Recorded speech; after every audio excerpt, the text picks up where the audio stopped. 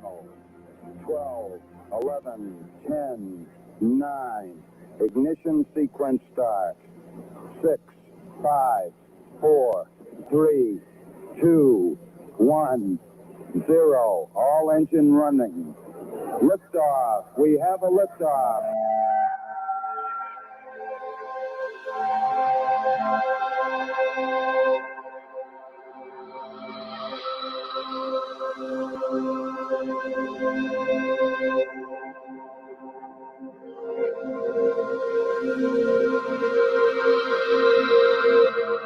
You're listening to Goof On Radio with Rich Giordano.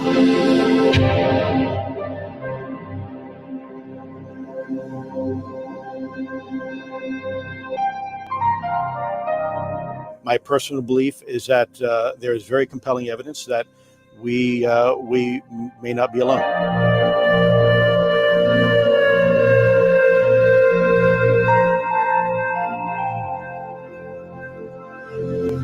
There has been and is an existing presence, an ET presence.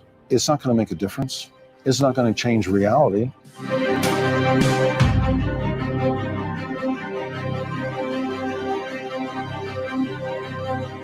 I believe, as do the other folks that were on the flight, that when we visually saw it, that it was something not from this world.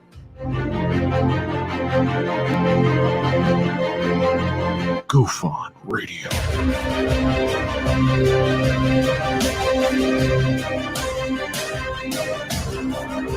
You were either in or you were either out, brother. But the cream rise to the top. Oh, yeah. Goof On Radio with Rich Giordano.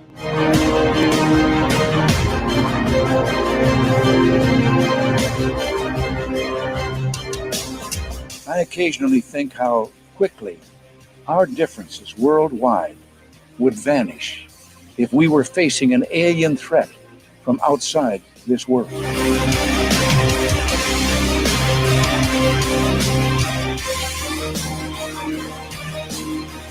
Goof On Radio. Remain seated, please. Permanecer sentados, por favor.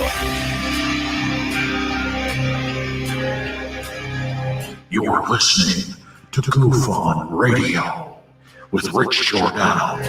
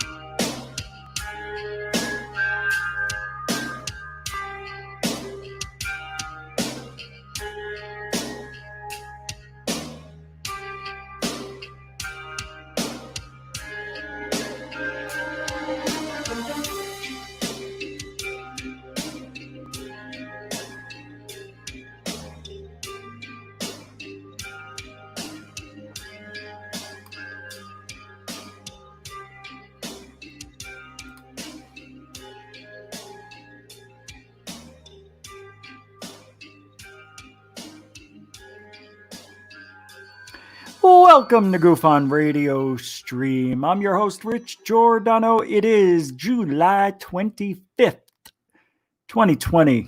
Welcome to the show. Hope you're having a good Saturday.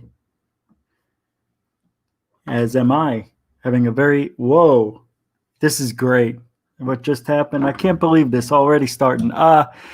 Yeah, wow, looks like I'm wearing a helmet tonight. I don't know what it is with these. I want to get some smaller ones.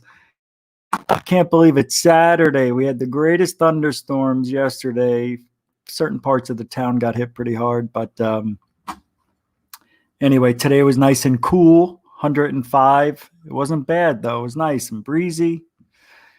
Did another third phase of moon video today. In case you guys didn't see it, I'll play a few bits over here for you when we get around to it. Actually, we're, going to talk about a little bit, and I've got some clips of Grant Cameron's show from today. I think Dave was on it from SOR, but they were talking about what Tucker Carlson said, and of course there's 9 people to listen to, so what a great show it must have been. So I'm going to skim through it here with you guys tonight. I'm very excited to play a little bit of that at least, while we're here. We might as well. You know what I mean? No, not now. Not now. No, we don't have to do that now. We want to do that now? We still have roll call. We got to do that. Where is it? Oh my gosh, I think I found it. Hold on. We got a message coming in from who? Hold on a second. Guys, this is here. Well, go ahead. Everybody should listen to Richard Giordano on Goof on Radio because Blue Chicken said it's the best. Hey, Blue Chicken. All right. What do you know? What do you say? How do you be? I can't believe you just sent me that message. That's fantastic. Blue Chicken's always here. Roll call, everybody. Blue Chicken. That was kind of cool. Wait a second. Was that a digital or was that his voice? Everybody should listen to Richard Giordano on Goof on Radio because Blue Chicken said it's the best. Was that Stephen Hawking? That is weird, isn't it? I love it. Anytime you guys want to send me one of those, I'll play it on the air. Yeah, I'm just kidding. You don't have to. You could if you want. On Messenger. Or you can email it to goofonradio@gmail.com. I'll play your clip. Hell yeah. It's got to be nice, clean. Say, hey, good Joel over Goof on Radio. I'm Mike the Grill, whatever your name is, right? Roll call. Lisa Marie, what do you say there? How do you do? Welcome to the show there. Yes, we're an hour later tonight because I think I'm only going to go an hour. We're going to power through this show. It's going to be maybe 2. Look, I haven't been feeling good, like really bad. How I'm doing this, it's a miracle. Prairie Fire, and I've never seen the Prairie Fire. Good day. Welcome to the show, Martin R. What do you say there, Martin R? Canadian guy. Don't even need to give the guy a nickname. He is the Canadian guy. I love that. Oh, hey, look who it is. We got a drunk in the house. That PBR Street Gang. Hey, have a good night. Nice knowing you. He's gone. I took care of it myself. That felt good. It felt good. We don't want trash. We take the trash out. It's a miracle. PBR used to be like a really nice guy to the show, right? Don't know what I said or did. Now he's good friends with Dave when he was friends with our show, right? Because this is our show. He would come over, be nice to us, and go over to Dave's and get blocked. Now, Dave and him are friends, and PBR just decided one day to be a dick. Because that's what he does. Hey, I was warned when the guy was here. I said, hey, he's a friendly guy. What are you talking about? This is PBR. He's funny. He's quirky. He's actually mean. I've come to find out. You're a mean guy. We don't want that around here. So anyway, let's rock this show, baby. Take out the trash. First Floor Audio. Rodrigo Vieira. Welcome to the show. Not Meredith. Mike Johnson. No, that's not Mike Johnson, the Olympic athlete, by the way. Is that Michael Johnson, right? Yeah. Yeah. Who was the guy that got caught with? Oh, Ben Johnson. He got caught with steroids. Remember that? And he got off the plane and he didn't understand what the reporter said because there was reporters everywhere. He said, I didn't take no stereos. That was the joke. Remember that? It's supposed to be steroids. That's how stupid the 80s and 90s were. All right, I don't know. What do I know? Prairie Fire was good. Scotty Eisner already did that. When Martin Reeder, B. Baker's in the house. What do you say? Double B, B. Baker, BB Gun, the B Meister, B Meister. I know. John Sports Cards is here. I love that. Welcome to the show. Chemical Summers here. How you doing? We say Rick's Realms. Rick's Realm is here. 2 Ricks are better than one. And I don't know if Dark Hour Paranormal's here, but hello anyway. He may be late, he may be on tomorrow, but at least he'll hear his name. Good to see you around, everybody else. All right, let's just get Tranquility Bay 69. I caught you. He almost snuck by me there. End one. Joshua Morphew, Mr. What do you say there, Brew? I saw Brett Lewis, and I was reading Lewis, and I was going to say bro, and it came out Brew. I'll explain my faults. That's funny. Chuck Bam. Chuck is the world's foremost dot expert. Welcome to the show, Chuck Bam. I'm surprised to see you. All right. Everybody else? All right. If I missed you, I'm sorry. If you're just getting here, I'll try to squeak your name in. But I'm glad everybody's here. We got a regular crowd, so let's go. Let's go on. Hey, Dave Scott, Little Richie G, he says. Spaced Out Radio in the house. Hey, good day, Arizona. Look at you all with your Stu Garson. Holy crikey. It's Stu Garson. It is. He's right there. Arizona Lerps. I always noticed Arizona Lerps and Stu Garson come in around the same time. It's weird. It could be 10 minutes later. All of a sudden, hey, Joe Monk. How you doing, Joe? All of a sudden, I'm like, oh, my God, it's Arizona Lerps. There's Stu Garson. You know, sometimes it's Stu Garson's and then Arizona Lerps. How can anybody take the show seriously? You need to know where the message is coming from. Look, it's Saturday night. I had a long day. Good day. Just didn't feel good all day. And then I had mom's cooking and feel pretty good. You ready? Everybody should listen to Richard Giordano on Goof on Radio because Blue Chicken said it's the best. And he's not even here. What is going on? He's not even here. What is this? Hold on. Wait. Hold on. I think somebody sent me a message. Hold on. It is a message. It's not playing. There it goes. Hold on. I don't want you to hear it. It may be, I don't know. I got to play him first. Come on. What's going on, man? It's got to be my internet. It's been up and down all weekend. I'm sorry. It's since Thursday. It won't play it. It plays this one. All right. Now let's try this one. It won't play. Well, I tell you what I'm going to do. We're going to come back to that. I don't want to forget it. Somebody's already sent me a message, it looks like. It's Joe Monks. Oh, okay. I think it kicked in. It looks like, it's an 8-second clip. I don't know why it won't work. I'm going to refresh this page. I think that's cool. If I got a live message as I asked for, this is like getting an EVP. I'm doing live, real people. What is it called? What do we call it then? If it's not an EVP, right? What does EVP stand for? Electronic voice phenomenon. So this one is an RVP, regular voice phenomenon. An RVR, regular voice reality. It won't play it. I'm telling you, I'm getting a little irked. It won't play it.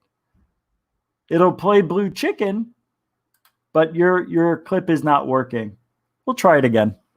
That's weird. I've never seen one not work. Huh. That is weird, Joe. That's sad, too. At the same time, it's freaking sad. We don't deserve that. So yesterday, Tucker Carlson, I just want to do a little bit of 5 minutes on this. And you know my 5 minutes are 10, 20 minutes, but I'll try to be real quick.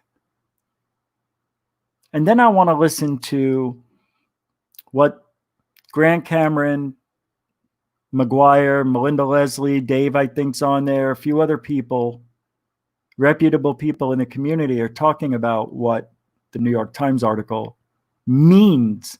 Can we find anything? I'm assuming that's exactly what's going to happen. It's a 9-person through the Zoom technology. It looks fantastic. I'm going to play it here, but let's go back a little bit just to yesterday and listen to what Tucker Carlson said, because I want to throw 2 more cents onto the fire. It doesn't have to make sense, does it? Here we go. I got Red Bull tonight. I'm cheating the diabetes. We have transport. Here we go. This is the Fox News Alert. There are new findings tonight in the search for extraterrestrial life. The New York Times reporting that a secretive Pentagon unit tasked with investigating UFO sightings is quite likely releasing some of its findings soon, and those findings could be stunning, particularly for people who have doubted the existence. The Pentagon has been conducting classified hearings on UFOs for more than a decade. We know very little about what they found, but apparently just recovered are off-world vehicles not made on this Earth. That's a direct quote. We're not exactly sure what they mean by that, but some of it's self-evident. So it's a big... Okay, so Tucker says, I'm not sure what they mean by all that. Okay. Now, having a few discussions and DMs with people throughout the day, it seems like I was right in a way that, I'm not just saying that, but I think Tucker, he's not a UFO guy. He's a reporter kind of guy, right? Investigative journalist. I think he's going off, of course, what the New York Times article said, but was it Eric Davis? Is that who it is? Who said that, we have this, we know they have the evidence, whatever, and the vehicles and all this. That's what he's referencing too. It's just the way it was worded. Nothing tricky about it at all. It is what it is. It is a direct quote, right, from the New York Times article. I wish I had the New York Times article up. That's brilliant. I just, I don't feel like beating a dead horse either, because we can talk about this, or we can watch 9 to 10 other people who are really smart, hear what they say. So let's do that. So let's see what they say. Hold on. I'm pulling it up. They're just getting to it. Here we go. To get an answer to this. Look how cool this is. It immediately implied that the office at the ONI, Office of Naval Intelligence, that organization he was referring to, that Rubio was referring to, was an extension of ATIP. That ATIP closed down, and then something was set up over at ONI. I really doubt that. Oh, shit, that's Bassett. Steve Bassett's here. Nicole Sagich. Danny Silva's here. That's Danny Silva. Dista Barnaby. Victor Vigiani. It's great. I know I saw Dave's face. Maybe he comes in hour number 2. Grant Cameron, the man, the myth. He's a legend. And Bob McGuire. That group at ONI that's doing serving the issue has been there a long time. Melinda Leslie. And that Rubio essentially outed it, probably deliberately, in the text of that bill. By the way, that there would be no ET related item in that bill if Rubio didn't want it. And so Marco is positioning himself. Clever man. And he's not up for re-election, I don't think, this time. Wait, what did he just say? And the bill obviously doesn't require a response. He said something interesting. Something about Rubio wouldn't want it in there. What? Item in that bill if Rubio didn't want it. Damn it. And so he outed it, probably deliberately, in the text of that bill. By the way, that there would be no ET related item in that bill if Rubio didn't want it. Okay. And so Marco is positioning himself. Wow, that's cool. Clever man. And he's not up for re-election, I don't think, this time. Okay. And the bill obviously. So Steve Bassett just threw out the conspiracy that he's doing this Marco Rubio for votes. As I said, I don't trust politicians, man. I don't trust them. Require a response until probably the middle of next year. So Rubio is nicely positioned if things do break next year in early February, say. Clever move on his part. We'll take it, and it helped trigger the New York Times article. But I'd like to know exactly what the history is of the entity at ONI. I have clarification on that too. Steve, it's Melinda. It's Jan Brady. Yes. Steve, it's Melinda, and I have a couple of things to say to you about that I can answer some of those based I got to tell you, I could watch this for the 2 hours tonight,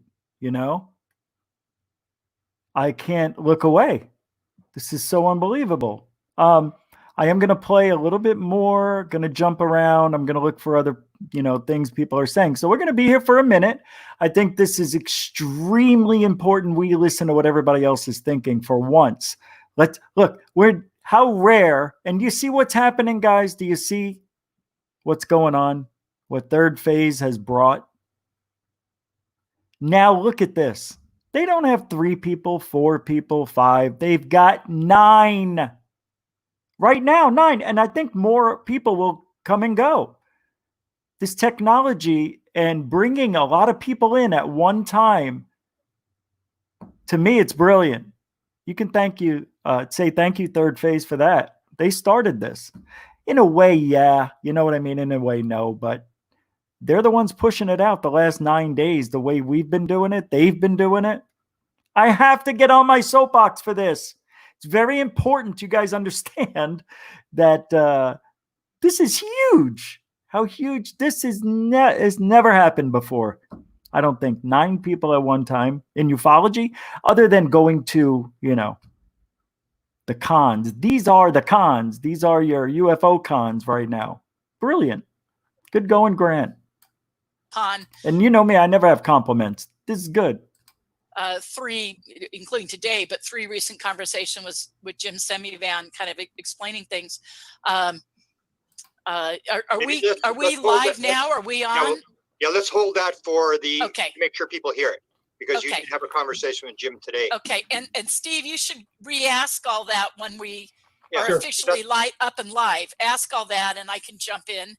No problem. And Danny was. So let me guess. The last time Danny Silva was on, remember, he just sat there the whole time. I don't think he spoke. He really doesn't participate much, huh? Doesn't jump in. Doesn't want to lift that extra leg. He's just sitting there. God, man, I don't know. Going to say some stuff too. We'll let Dan step in. But we're going to go person by person through the first question. Dan, you going to let Dan step in? As we know where he is.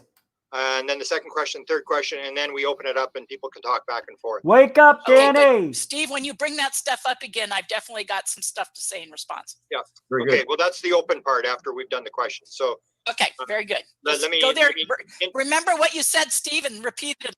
I thought I started wearing. I thought I was the baseball cap sunglasses guy. See? Okay. I'll say it even shorter next time. Let's start an introduction here. This is Grant Cameron, and I have a panel with me tonight. I'm honored to have them. In 1975, I saw a UFO. I wrote a manuscript. Nobody could care less about it. I had sightings and stuff. And from that point on, all I was interested in is what was the object I saw. Somebody's got to know what I saw. And today I have a number of people that I've dealt with for a number of years. And these are people that have been down the road. I was talking to an Australian reporter who's been working on this story very hard. He interviewed me. He's the first one to let me know that there was a New York Times article that may be dropping. And so I asked him to be on today. He said that he's not ready to go public yet. But there are a number of agencies, and I also heard today that Nicole, I'm just watching her. She's actually cute.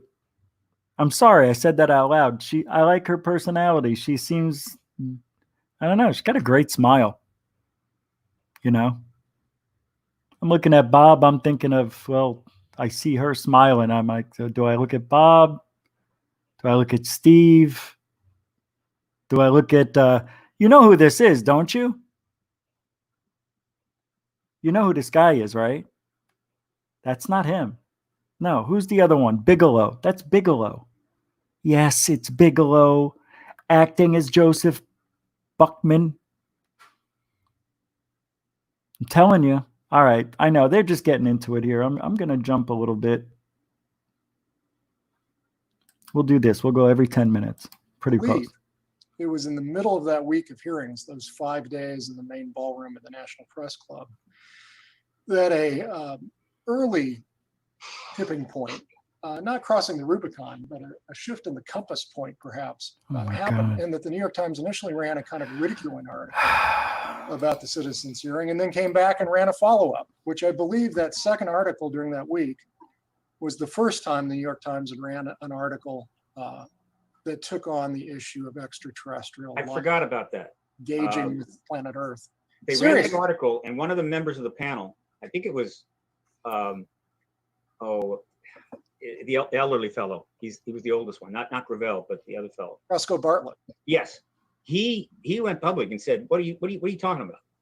This is serious business down here." He got really irritated. Yeah. And so the Times sent their. I know, guy back Lisa. and I they know, redid it. right? But again, that shows you where they were in 2013.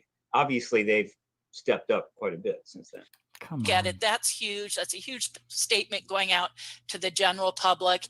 And Okay, here we go. It's actually a big step forward. Is it less of a step than maybe we wanted? Yeah, but it's still a big step. People are talking about it. It's mainstream.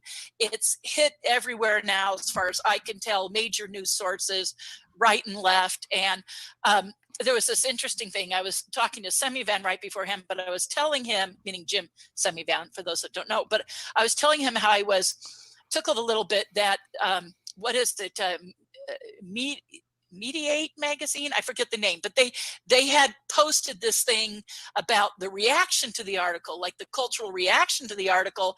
But down in the comments, Nick Pope commented down in the comments and said, wow, that, the impact this had, that now you have articles about its impact. So not only do you have the original article, but now you have major news sources doing articles on the impact. So it's got legs. It's got legs, and we need to say, okay, this is something. I was talking to someone who worked in a local store in town yesterday and just went, who wasn't that familiar with it, but he says, he talks about UFOs to his family and friends all the time, and people that come into the store and they all treat him like he's crazy. I said, read this article, cite it, cite what the Senate is doing. This is at the point that this is where you go to your skeptical family and friends and say, look what.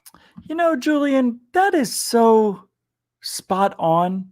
Thank you for saying that. You know why I'm reading the chat room? Because I am learning slowly after all this time that the chat room's unfrickin' believably smart and say things that I need to say, and I can't think of everything, right?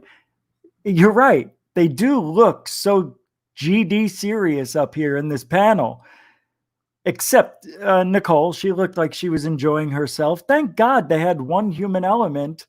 What are you going to do, man? Ufology gets a bad rap. I see what you're saying. Don't they feel? Not everybody can be so, I guess whatever you consider interesting or, exciting. But yeah, ufology gets such a bad rap. People are either, I think, afraid to be themselves because they're going to think you're not serious, which is what I get. I get that a lot. People think I'm joking around too much. It's like, who's going to take you seriously? That's the thing. Relax. It's just aliens. By the way, we never have any evidence. People come out, make us look stupid with these stories. We know of somebody who totally plagiarized their whole entire career, lies and everything about abductions. It happens all the time. So for them to act serious, I understand it. But you know what? I mean, they're like, yeah, like this is like very serious conversation for ufology. Did you hear what Tucker said? Tucker said, he quoted from the New York Times article without saying who it was from. It was just a quote he was reading. As of recently, we have in our possession off-world vehicles. Vehicles. That's all you hear. Off-world. Vehicles. Serious. It is serious, though. Don't you think? I mean, these people, that's exciting. You know what I mean?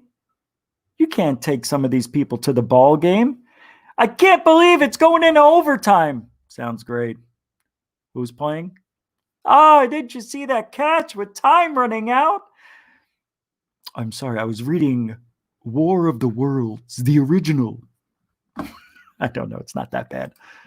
What's going The on? original. Look how serious this is being taken. And that is no small feat. So I think, What do you mean? Like a size 10 and bigger? Sorry. again, after I've had a time to sit with the article, I realize it's a much bigger deal than I originally thought. Just a little side note on this. Did Semivan indicate that they had something to do with this coming out? I was going to make a joke, but I'm going to bite my tongue. Yeah, I mean, they were interviewed for it. They knew it was going on. I mean, Lou is in it, you know, extensively. Of course. And Lou! yeah, so he said, yeah, we knew about it. We were interviewed, and we think it's a bold step, and we support it completely. And he had nothing but supportive things to say, and that they were very happy with it. That was his words to me. Beautiful. Next up is Bob McGuire, who spent 30 years in intelligence and the scientific community. Welcome, Bob. Thank you for showing up for me. By the way, Bob actually is probably, I mean, he's kind of new to the circle, right? In the last couple of years or so. He's the one who created, I can't remember who he created it with. It's the, he's going to get mad at me. Don't get mad.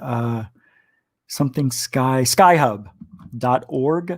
You know, they videotape the whole sky, gives you all the telemetry data. And, you know, we talked about it. It's a pretty good guy. Where is he from? Arizona? No. Sorry, I forgot to unmute.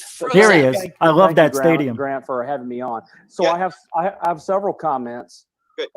First, Eric Davis went much further than he's ever gone before. He literally went to the crash debris, etc., and that was much further than he's ever been willing to go before, which before was I have no comment. Okay, that's the first thing. The second thing is the New York Times messed up in their quote of Harry Reid. That was very disappointing, and Harry backed off way from that today. The third thing is Blumenthal got on the New York Times website today and interacted with lots of readers. Whoa. And the comments he made were astounding. Whoa. This is not the last of these articles. There were many things people Wow. questioned him about, and he said 2 out of 3 of those will be covered in the next article. And they were crash debris, Wilson documents, etc. So, oh my God. If that's true, which it sounds like it is, right? Doesn't it sound like we are getting oh man, really? All right, because disclosure isn't happening, right? Because that's my belief. It's never going to happen. Those are my words, and I'm sticking to them.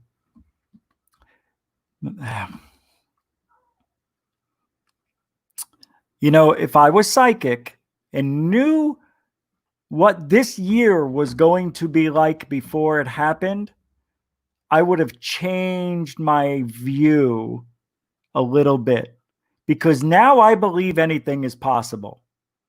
Going through with the rest of the world, especially our country, 9/11, and then this whole new thing over this whole year with all the fighting and everything else that's been going on, with the pro things going on.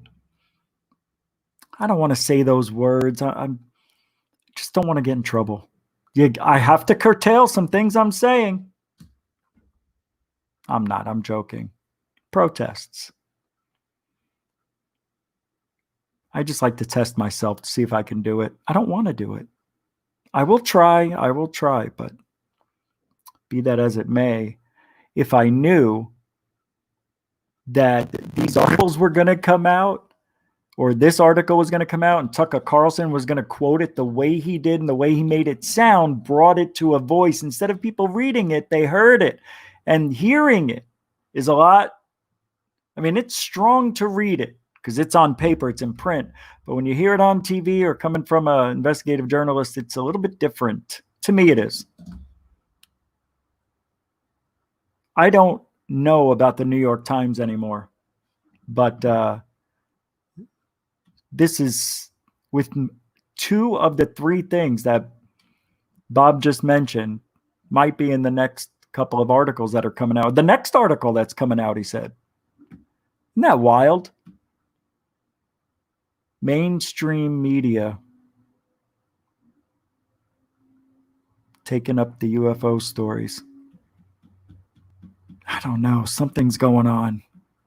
What do you think it is? Seriously, let's think about this. Space Force, right? Okay.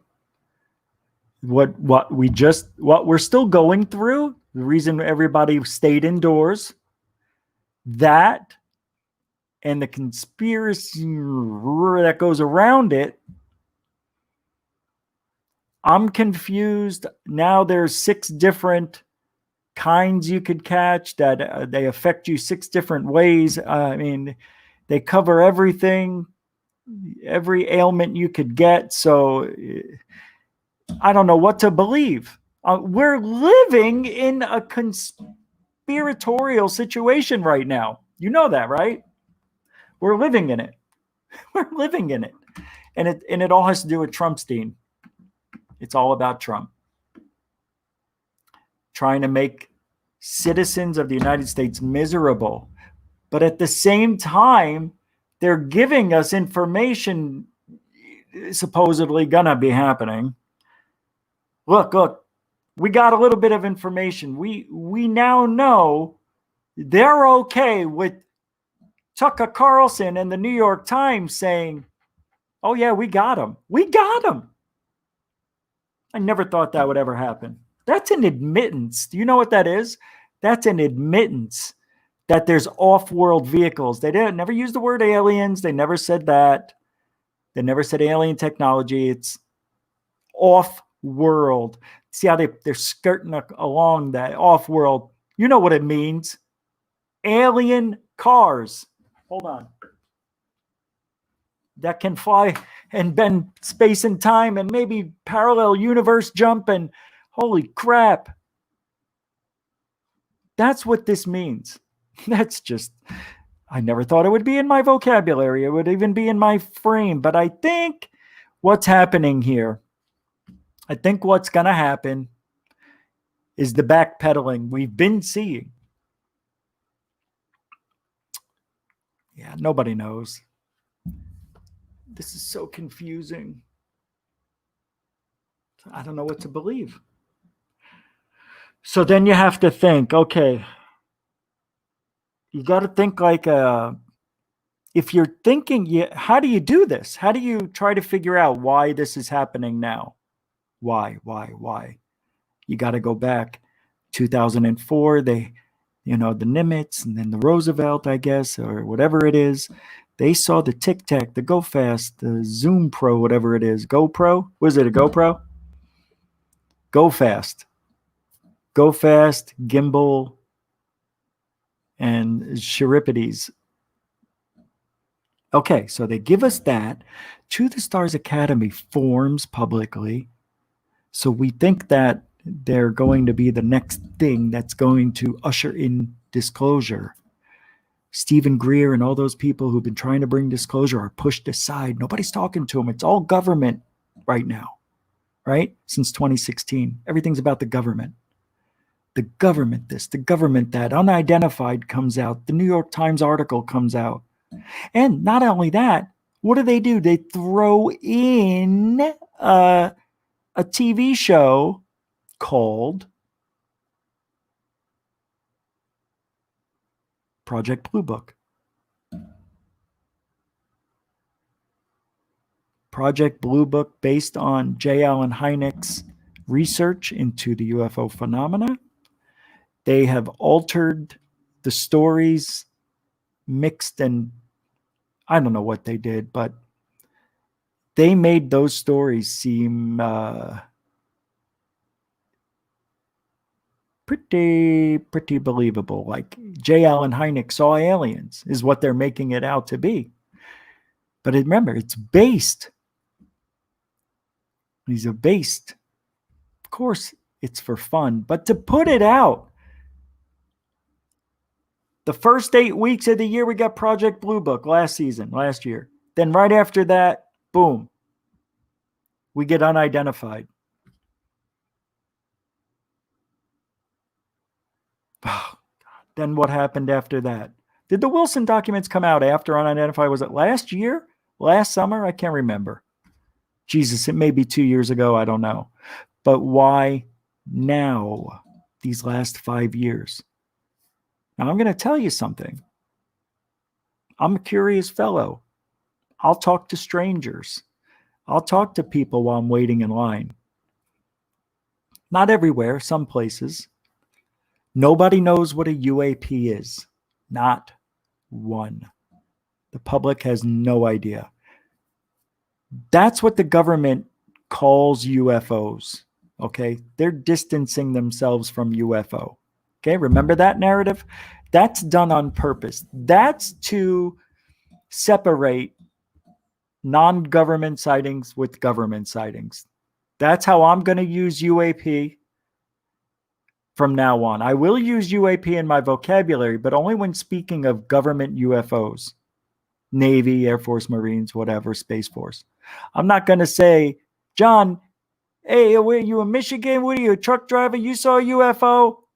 I can't say, you saw a UAP? Unless he was driving for the military, there's no way I could say UAP now with civilians. So that's how I think it's supposed to be split up. Nobody gave us the manual on how to use it. So that's what they're doing. UAP is about government. You can use it in your world if you want to. You just want, nobody will know what you're talking about unless you work in the government. Then you'll understand what a UAP is. You already know what UFO is, but don't use it if you're working in the military some way or another in some branch of some kind. You will be made a laughingstock. So use UAP if you wear a uniform for the government. If you're a citizen, you say UFO. Capiche? All right, we got a one capiche night. I had to get one in there. So now we got the narratives straightened out. Okay, good. We're on the same page. So you have to look at what's going on. I'm going to throw in Oumuamua just because. You want to know why Oumuamua is so freaking important to the last 4 years of our lives? Because the first object ever to come from interstellar space entered our solar system, acted strange, slowed down, sped up. I don't know what it did. It did what it wasn't supposed to do as far as comets, meteors, asteroids go. That thing was acting like it had its own propulsion system. Hello. Some even said it may even be one of those proton, photon type of, they blow out the big umbrella and they blast it with energy and it pushes it along. It takes like a year to get up to like half speed of light, right? But nonetheless, you can go pretty fast and not have to use up propellant. That's your Oumuamua. Say hello to my little friend. Goodbye, little friend. Came and went, right? But that was thrown in. Do you remember when the sun, what was it? The sunburst? What is that? Observatory got shut down? Remember that? What was that? Sunspot Observatory? Sunburst? Damn it. Sun something or another. Look. Oumuamua means, right? Isn't it? It's Hawaiian for from outward bound our friend comes to, or what does that mean? What does that mean? What does that mean? I'm going to type it in. Jesus, Mary, and H. Joseph. Hold on. Here we go. All right, you ready? Oumuamua. Meaning, reach out for.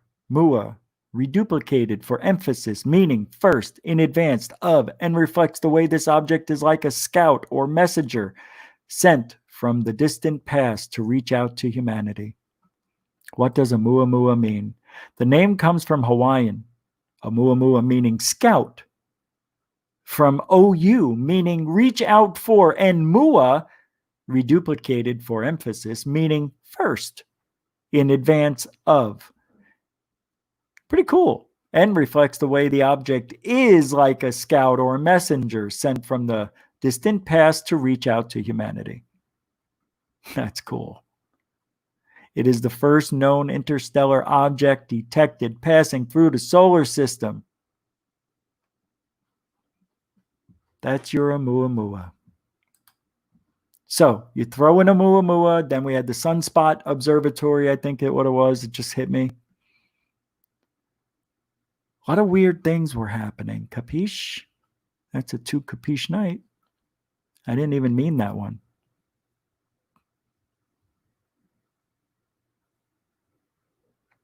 When they say first about Oumuamua, I think it means leader, maybe, right? It is relevant because was the first. That's right, Rodrigo, right. That's right, because it was the first. It's very good stuff. It's a perfect name. All right, let's get back to the article.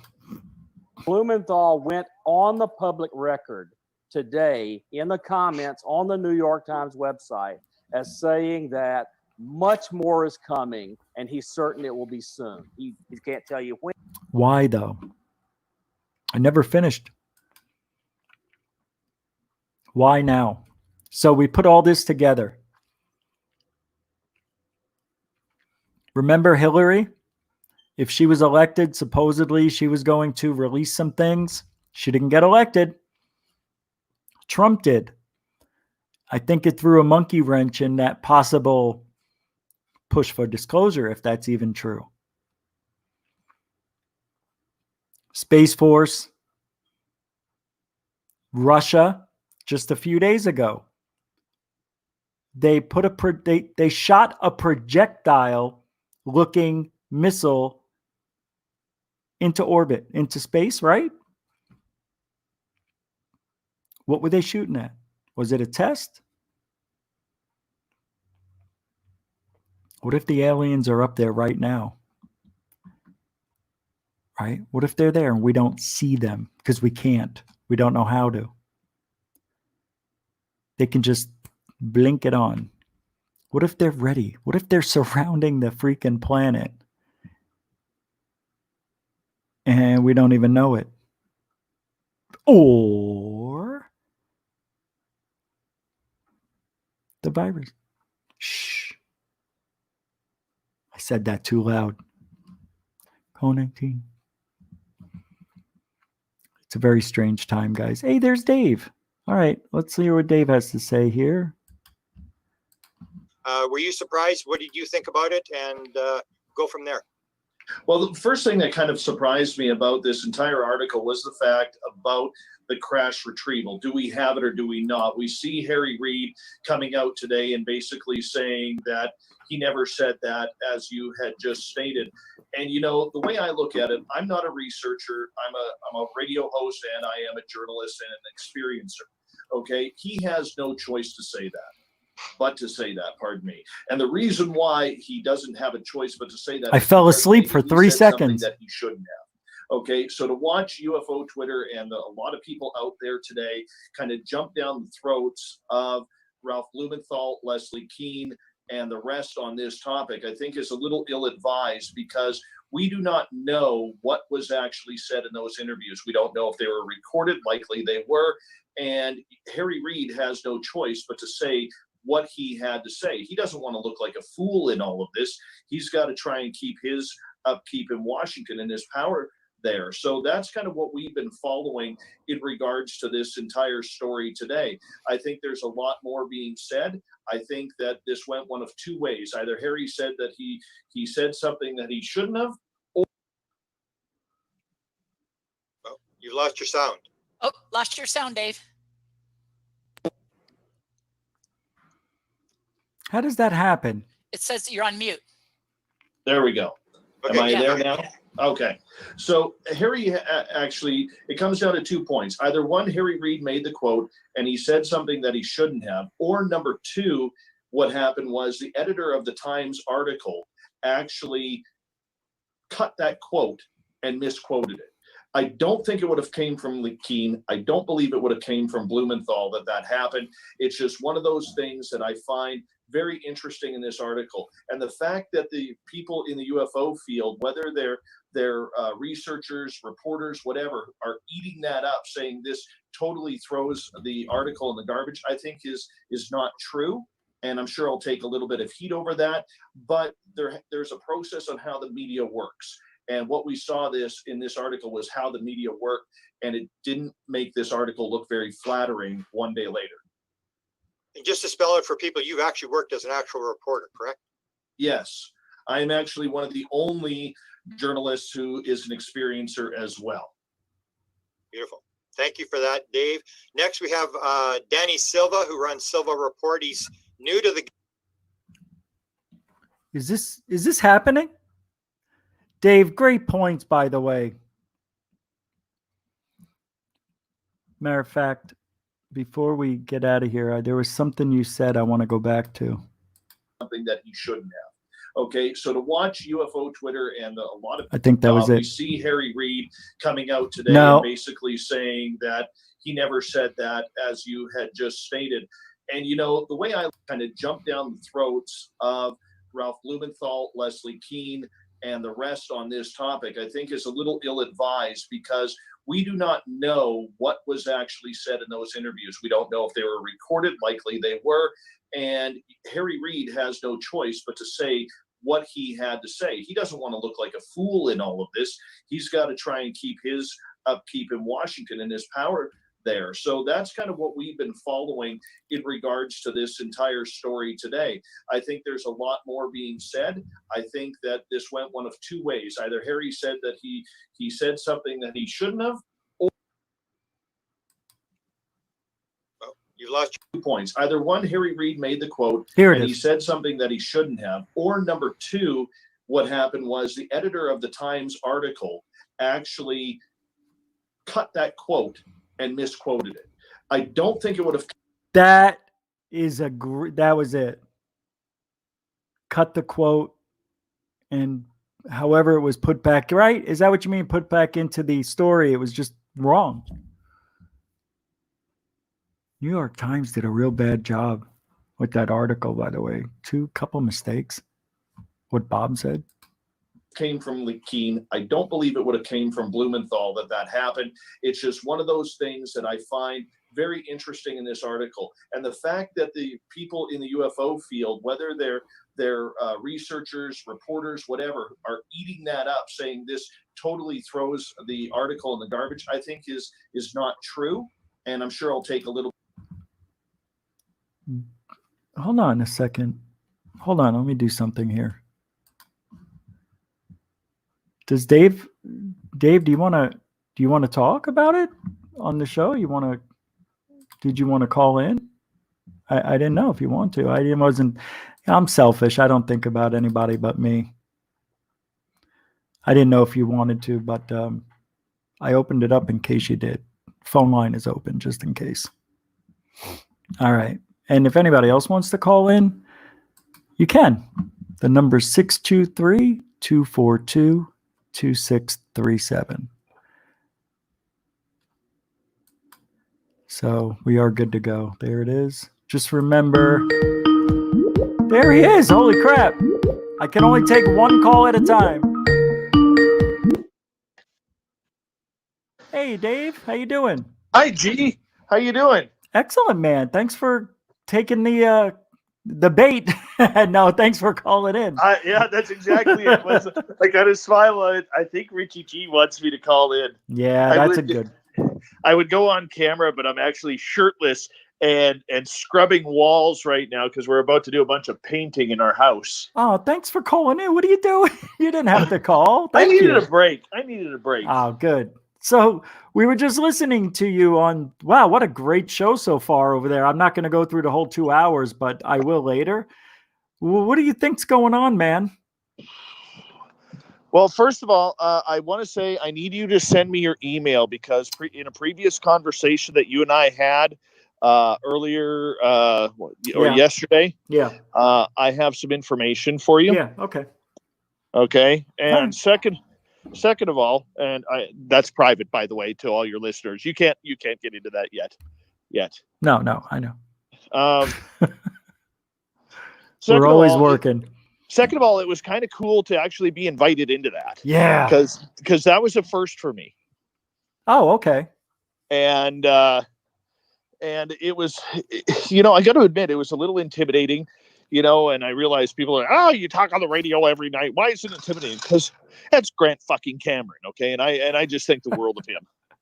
Okay. I know. And you got Science Bob there and, Pretty Nicole and I'm ugly, I mean, it's Stop it. You look very handsome, by the way.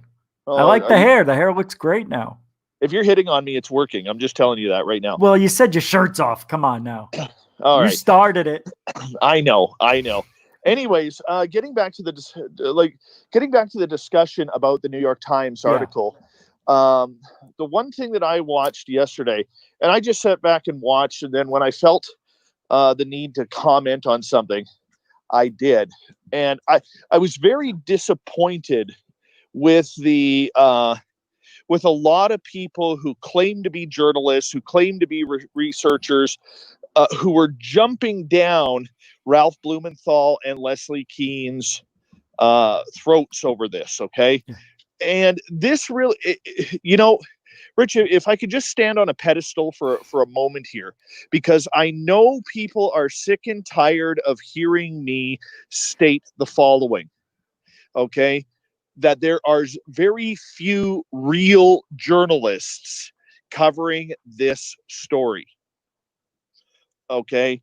And when I see people who call themselves investigative journalists or UFO journalists bashing this article and blaming Leslie Kean and Ralph Blumenthal, it absolutely shows the amateurism of the media in ufology, and we are all worse off for it.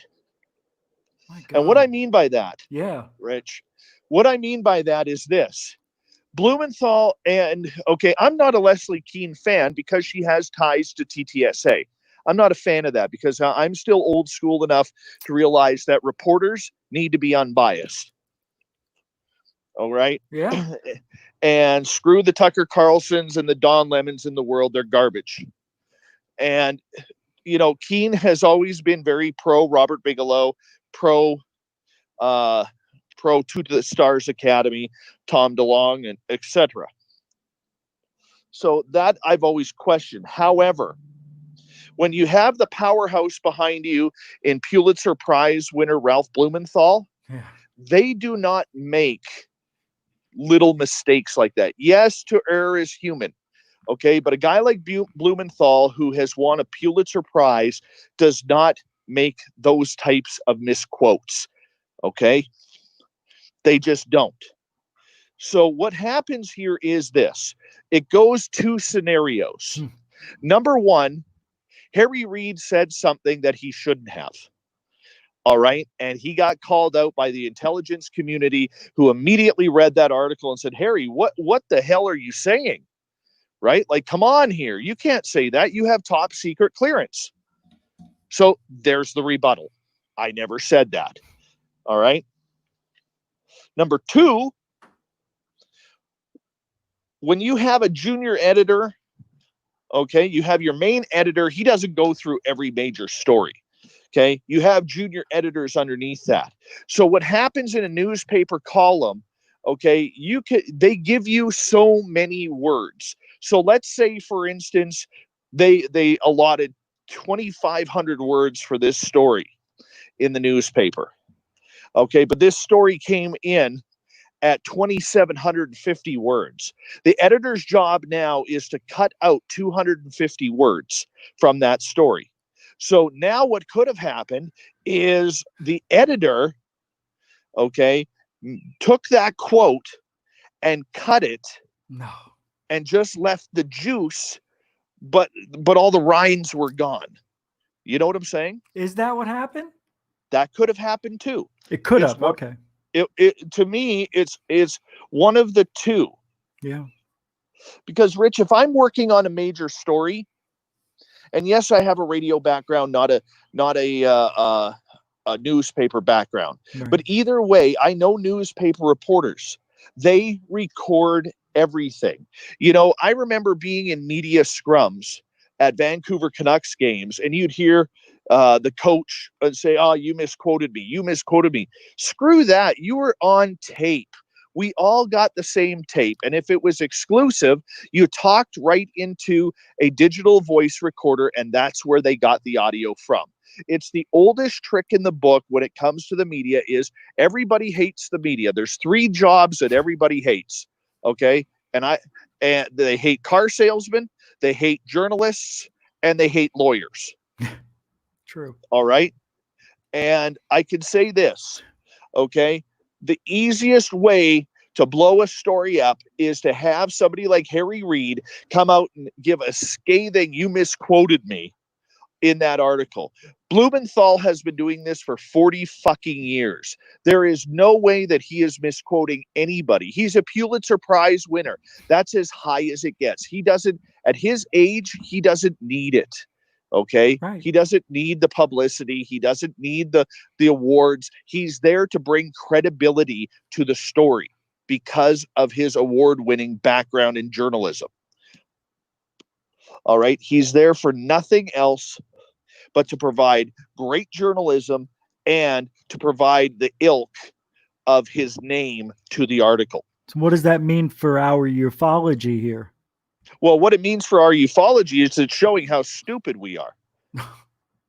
Okay. Wait, but we can't know everything, right? No, you know what I mean? Like, oh, I get what you're saying. I get what you're saying. Okay. How is somebody supposed to know how a newsroom works? Okay. That's where ufology, we want to jump down everybody's throats. Like, I saw guys yesterday who I never thought would doing that on really? UFO Twitter. Oh yeah. Oh no. Yeah, I'm not going to mention their names. No, I messaged one of them privately. I can even read you the message. Hold on. That's crazy. Yeah, I know people are unstable. Yeah. Even the people who are losing their minds. This is somebody who is pretty respected in the UFO world. He was slamming the article yesterday because of Reed's comments. Okay. And I sent him a message. I said, "I've been watching your quotes today on Twitter closely. I think we should have a discussion on how the backside of the media works. I think I know where you're going with things, but I'm not sure you're fully getting it, or you're getting it fully on how the mainstream media works with this." Of course, the person hasn't got back to me because he knows I'm right. Okay. Of course. So the thing is, people are shitting on Blumenthal. They're shitting on Keene on this. Okay. And it's not their fault. Number one, it's either Harry Reid, okay, who is doubling back because all of a sudden he said something he shouldn't have. And that was a pretty powerful quote. If you take it verbatim, that is probably one of the most important quotes in ufology that has ever been given. Oh my God, yeah. Okay. Or number two, because put it this way, if you want to go a little bit wild and a little bit woo rich, okay, that quote that he just said is disclosure. Right. Yes, thank you. It is. That's what I've been trying to figure out. This must be the beginning of disclosure. Mm-hmm. Now, if the editor screwed that up of a story of that magnitude, they need to be reprimanded. Yeah. Oh, yeah. Okay. But for people to crap on Keene and Blumenthal over this, you're pointing the fingers in the wrong direction. 100% not them. And I say that, once again, I say that as I am not a fan of Leslie Keene's journalism. Yeah. It's pretty wild stuff to hear that and hear what other people, how they're reacting and everything. This is just a wild ride, man. That's going to go nowhere. Well, sadly. you did a show a couple of nights ago that really rocked the UFO world, and congratulations on that, by the way. Thanks. Okay, because I know there's a lot of people reaching out to you, and there still will be, because It's everybody's, unbelievable. well, what's happening is everybody's asking me how to get a hold of you. Yeah, Okay. they're finding me. Yeah, thank you. And thank you for taking my call. You're welcome. Anyways, one of those people who contacted me today, okay, he says, the problem is we're not in this field of ufology, and we can only go by what's, trust what somebody tells us. And when we did a quick look at people, they said it looked like they were who they said they were. Right. All right.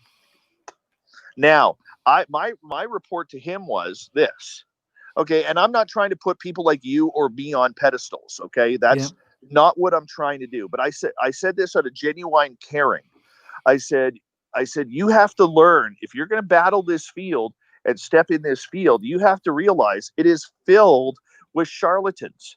And if you're going to rip one person for not having the credentials that they said they did, you have to do that to all ufology and vet everybody who comes in contact with your group. I said, let's take me, for instance. If you wanted to question my background in journalism, I could give you names. I could show you stories on the internet. I could show you everything that I have done. I still got notepads because I saved them for some stupid reason. And mic flashes and everything. Okay, I could show you all of that.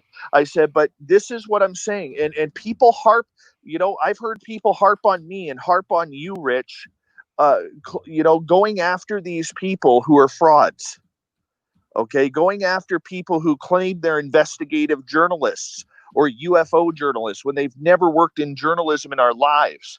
This is the danger of ufology, and there's one group out there right now that is suffering because of this, because they allegedly put their faith in someone who allegedly does not have the credentials that they claim they have. Right. And people who have griped about you and griped about me about, get off the pot, man, get off the pot. We're way too invested in this, and you're making it emotional, and you're making your sound like an asshole and all of this kind of stuff. Really, well, this is what happens when you involve people who are not who they say they are. Right. Okay. And I told this person because, I mentioned a couple of names, and you know who those names are, of fake journalists. Yeah. And he's like, but I like that guy. I said, okay, you like that guy, but you just experienced with this guy being a fake, allegedly. Okay. Now you're going to go and trust this guy who's a fake, who's never worked in journalism, but he calls himself a journalist. An investigative journalist. Well, Absolutely. Used to. Yeah. Mm-hmm. So the point that I'm getting at is, and this is for the public who is listening to this, because I know your audience and my audience are pretty much the same, and they're brilliant people, and they're probably eye rolling while watching this right now, saying, "Oh God, here he goes again."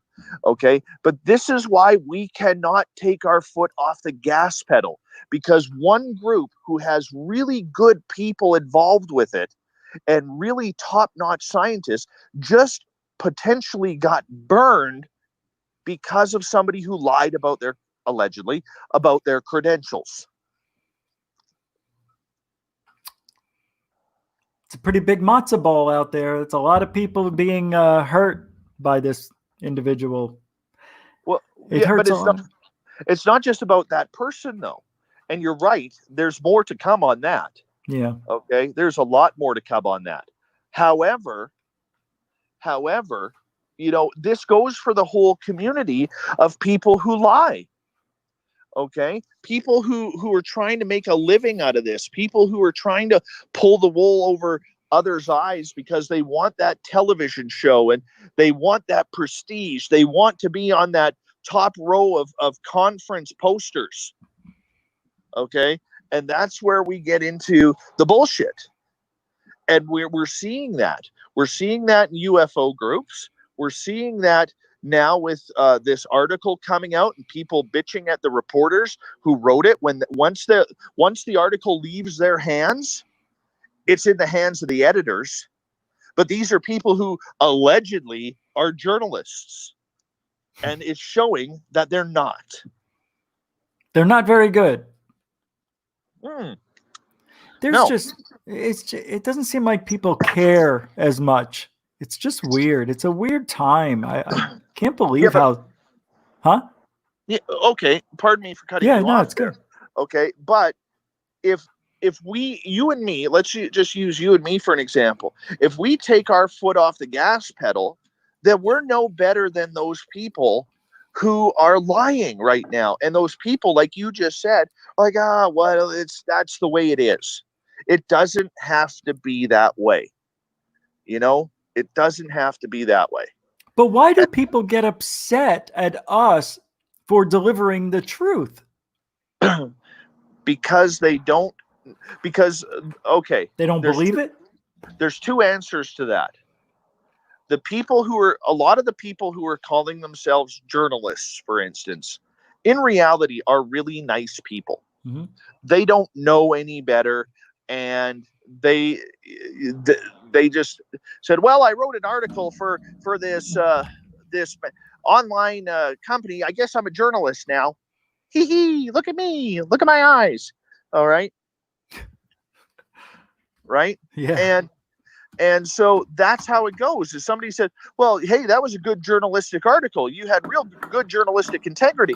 And it might be somebody who they look up to and they're like, yeah, that was good journalism. Well, now all of a sudden, guess what? Well, I'm a journalist because I perform journalism. Well, you know what? I've had sex before. Doesn't make me a porn star. Right? No, it does. Well, maybe. But I mean, I understand. Yeah. You could totally. use the analogy for anything. I had to. Yeah. You know, you could use the analogy for anything, right? I mean, there's millions of examples. And that's what happens is, you know, for those people who are lying about their credentials, they're actually nice people. Okay? They're nice people who don't think that they have done anything wrong until somebody calls them out for it. And then all of a sudden they backlash. Okay? And that's what happens. They backlash. Yeah, they freak out. And then they're like, oh man, well, maybe I'm wrong. And they look into it. And then all of a sudden they don't put investigative in front of their name anymore. They're just journalist, which is still a lie. Exactly. They can't help it.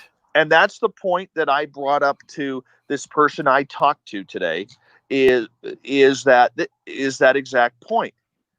You can't have your cake and eat it too. If you're going to call out someone for that, okay, for what has happened and what you're going through, you have to call out the rest, because otherwise you're going to get put in that exact same situation by bullshit that doesn't need to happen. I want to ask you, because I know, you want to get back to painting or whatever it is you're doing. I don't know. So what happens now? What is the New York Times? Bob said that they're going to put out more articles here with a lot more information. Do you know anything about this? And what does the New York Times article do about these mistakes? Well, they have to legally correct the mistakes. Okay. And what they're going to do is when an article like this comes out, and I said this in the Grant Cameron piece yesterday. Yeah. Okay. It goes through a team of lawyers.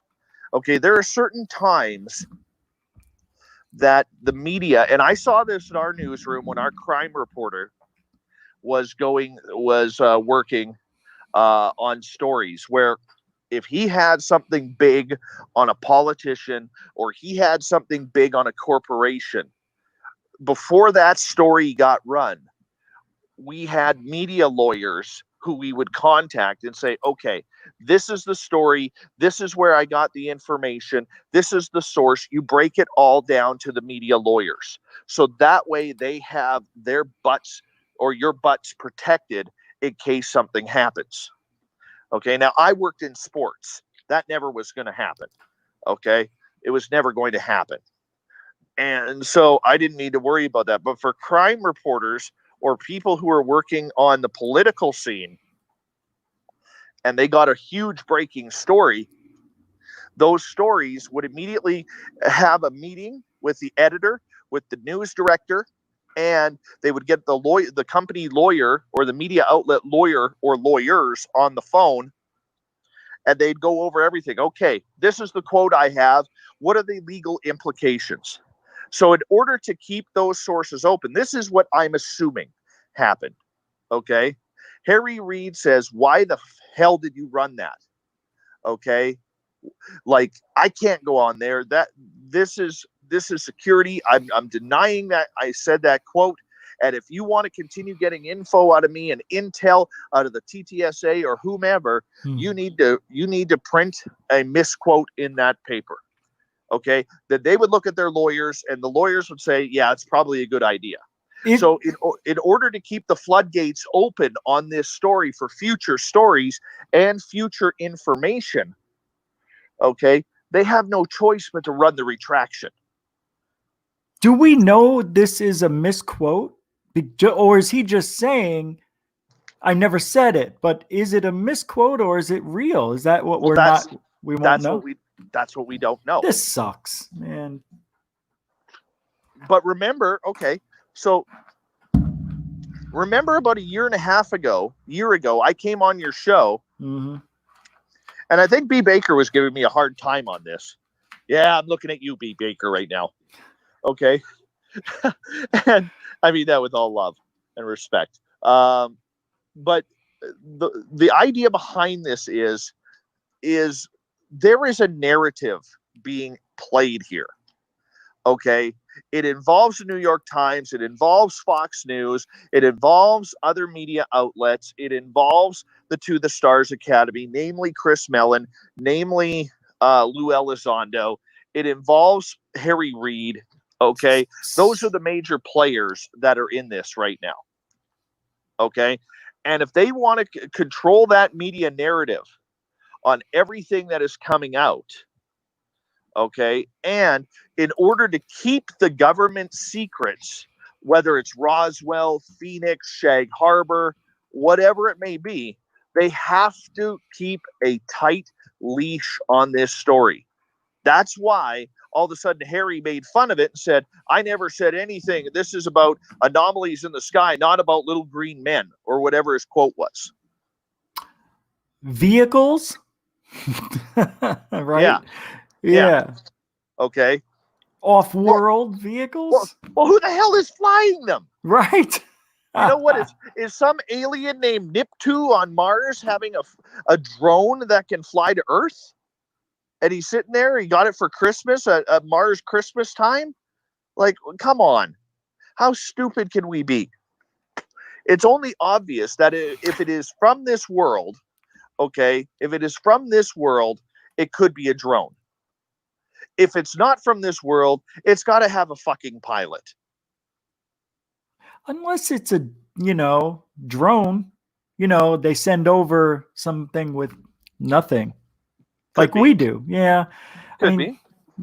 But nonetheless, it's still being intelligently controlled somehow.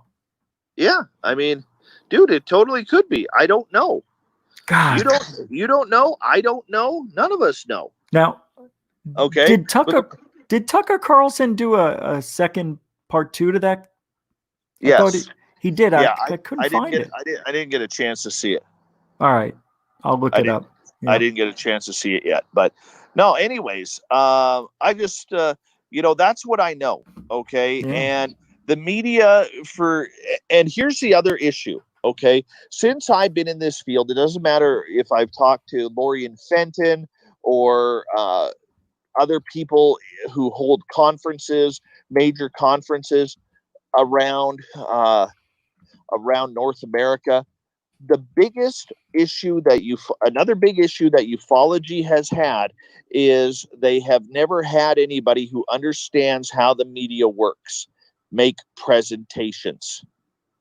Okay, we're worried about little sightings of discs and orbs and black triangles and flashers in the sky and people who are having face-to-face contact with aliens and reptilians and greys and Andromedans, Pleiadians, whoever it may be. All right, but in the end, if you want the story to come out, you have to focus on the media. The media plays a major role in this. And what we are seeing is control of the media narrative. I've been saying it for more than 2 years on this subject, ever since TTSA came out. And everything that has come out, I'll say to people this: prove me wrong. Prove me wrong that there is no media narrative at the way this is going down. If it wasn't going down the way I said, why do we only see quotes from the following? We only see quotes from Lou Elizondo. We only see quotes from Chris Mellon or Harry Reid or Nick Pope. There's never Richard Dolan on the television, or Grant Cameron, or Steve Bassett, or Melinda Leslie, or Lorian Fenton, or Victor Vigiani, or anybody of that ilk. Where's Cheryl Costa? Okay, where is Michael W. Hall? Where are these people? The fact is, they aren't. Okay, they aren't around because there is control of the narrative. All right, that's right. All right, David Fravor. We see David Fravor everywhere about the Nimitz incident. Where's Kevin Day? Where's Gary Voorhees? Where's PJ Hughes? Where are they? Good question, actually. They were there. Yeah. They were there. But the difference is Lieutenant Commander David Fravor, not Petty Officer PJ Hughes. What are they just being saved for the TV, you think, right now? No. Unidentified? No? No. Why then? Why aren't they out? Because Fravor has been protected by the TTSA. He's being protected by the, did you say that? TTSA? Yeah, he's under the TTSA banner. He's not a member per se, but for media, they call up Fravor and they have Fravor do all this stuff. You know, when a quote is needed, they get a hold of Fravor. Hey, okay, we'll provide you with this. We'll provide you with this person or that person. Not a problem. Oh, you're Fox News. Oh, you're CNN. Oh, you want to talk UFOs? Perfect. Here's Fravor. Don't worry about the other guys. Don't worry about that ufology crap. We're dealing with. We don't need Giordano. We don't need Scott. We don't need Cameron. We don't need those people. Okay, we'll give you Fravor. We'll give you Elizondo. We'll give you Mellon. We'll give you. Yes. Okay. All government people. Exactly. We'll give you Pope. All right. He used to be in the government, so that makes sense. Yeah, that's how they're doing it. But nonetheless, yeah, that's why UAP and UFO are now separated. UAP is for government narrative. UFO is for the civilians. That's what it means. I mean, I'm so stupid. But they're not going to do anything else other than their own thing. They don't want to deal with us. Why would they, though? Because and you hit the nail right on the head. Why would they? Right. Look at us. Fake journalists. Oh, that's right.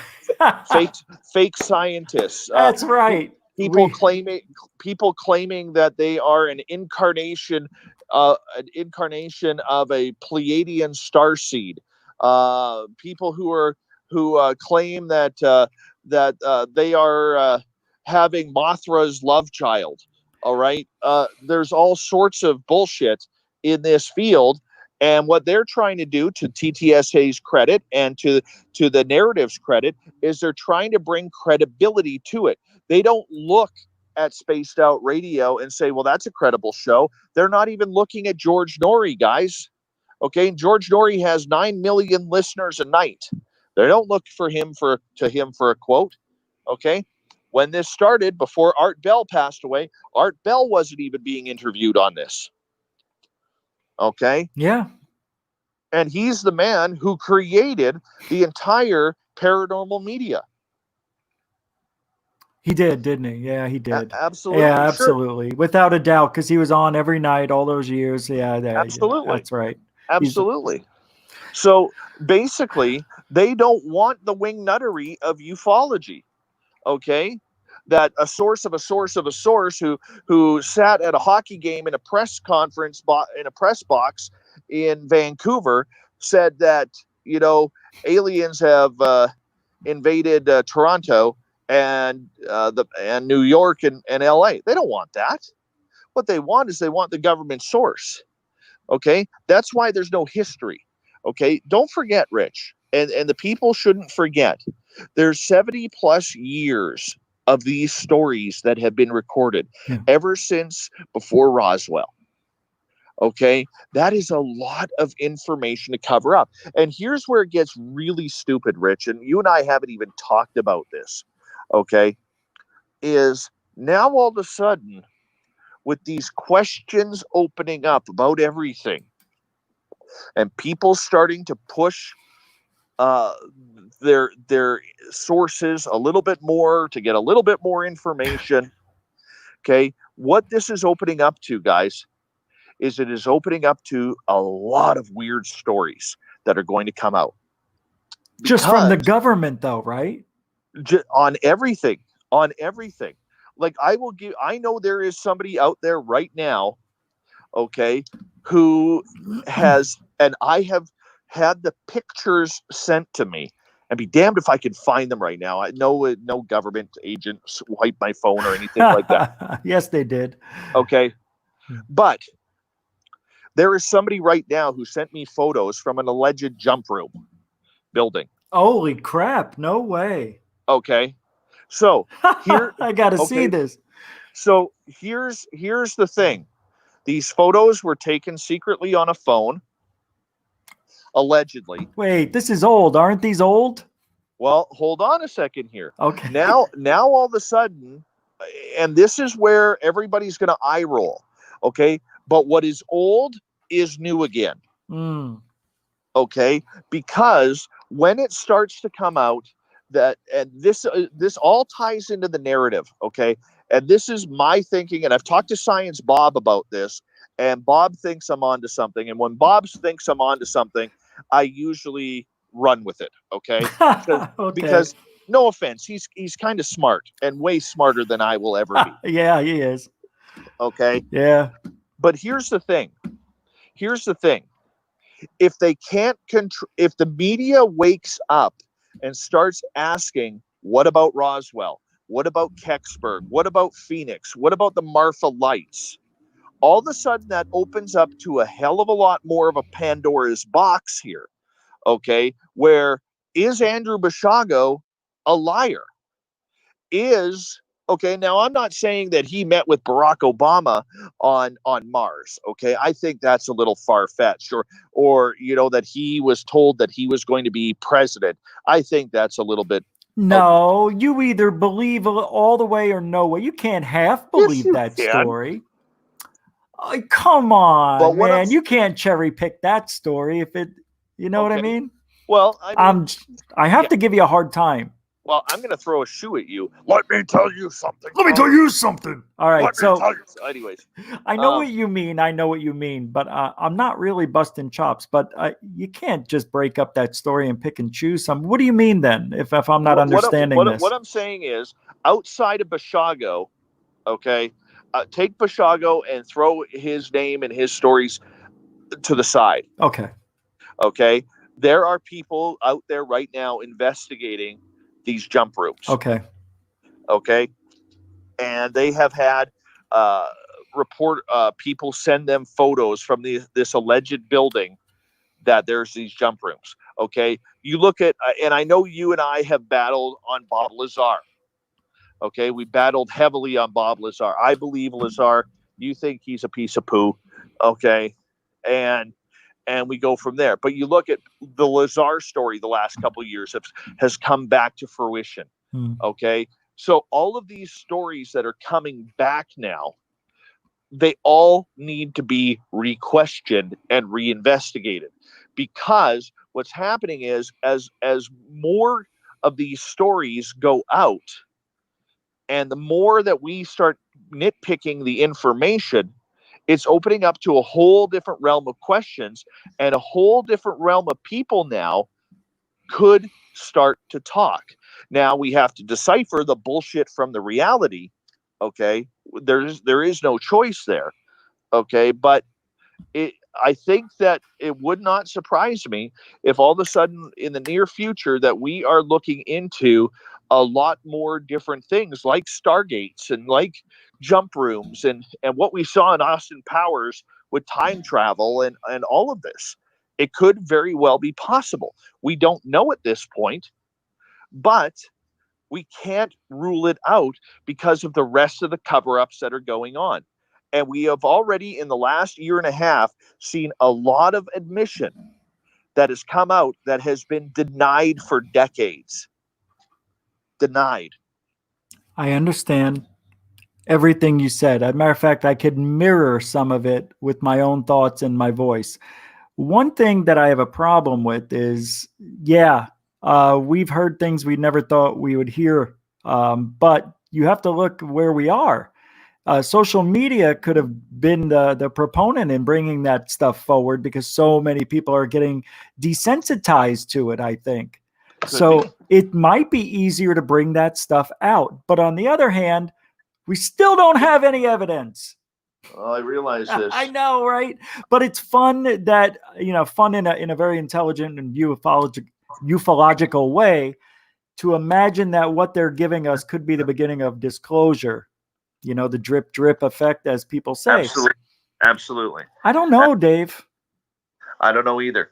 I don't know. All I'm saying is we're in for some really fun times, and we should all just sit back and enjoy the woo, because what we consider woo right now may not actually be woo, but it might actually be reality. Right. God, I wish. Yeah. I got to get back to my walls, buddy. Very good. Thanks for calling in, Dave Scott from spacedoutradio.com. Let's do me a favor. Message me after your show because we need to talk. I'll give me a half hour after, and then I'll message you. Yeah. All right. Sounds. Bye. All right. Bye. That was Dave Scott calling in. Very cool. Very good. There we go. Didn't think that was going to happen. Thanks for calling in, Dave. Wow, that was amazing. Very good points Dave was making there. It's unbelievable stuff. Here I found the video. You can see I started playing it in the background of Tucker with Fravor. I think they discussed this is the part 2 of that. Oh. The existence of unidentified flying objects. The U.S. Pentagon has been studying this subject for quite a long time. Or is this the actual, is this what happened yesterday? Okay, so this isn't part 2. Well, this is 5 minutes. Let's just watch it then. I just realized he's saying the same things we've been hearing for the last 24 hours. Don't forget, this just happened. So, we were one of the first to, I think, talk about it here, right? And apparently will soon release some of its findings, which remain classified.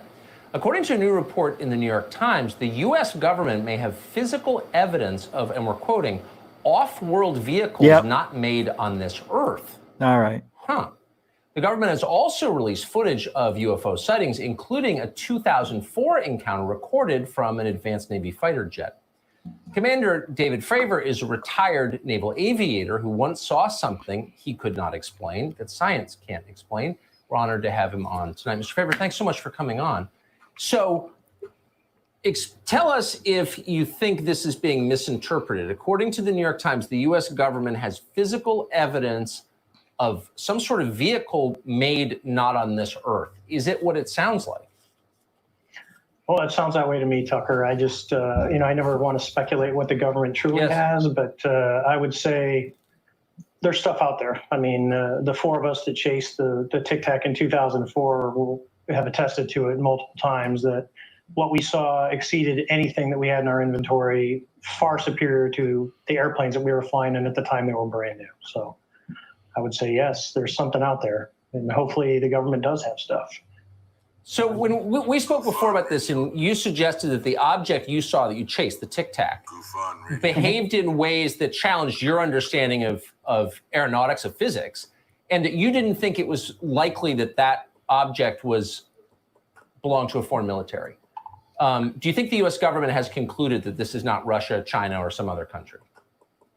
I'm pretty sure of that, just by some of the phone calls that we have gotten, some of the people that we have talked to in the government, that they are unaware of what this is. And I think that ties directly with the East Coast sighting with the gimbal video. And I'd be willing to say, just because I'm in contact with a lot of these people, that there are more incidents that are starting to come out, that people are starting to report inside the government channels of things that they've seen. And I think you're seeing it from people in the past, because it always had that taboo to come out and talk about these things. You're not finding people from the past that are saying, hey, I saw this, I just was never told to report it, or when I did, I was told not to say anything. Yes. So I think since 2017, the world is starting to change because of the publicity, because of the attention of the Senate and the Congress, because of people like Marco Rubio and the Intel Committee of telling the DOD. Yeah, it's because of Marco Rubio since 2017. Yeah, I'm going to play the rest of it. Just trying to get something here. We did get some updates. What is going on? See, that is bizarre. Hold on a second, guys. Holy crap. All right, let's do this. I have so many things open. When Dave called in, I went a little nuts. Let's go there. Let's pull that up there. Let's get this here. This goes here.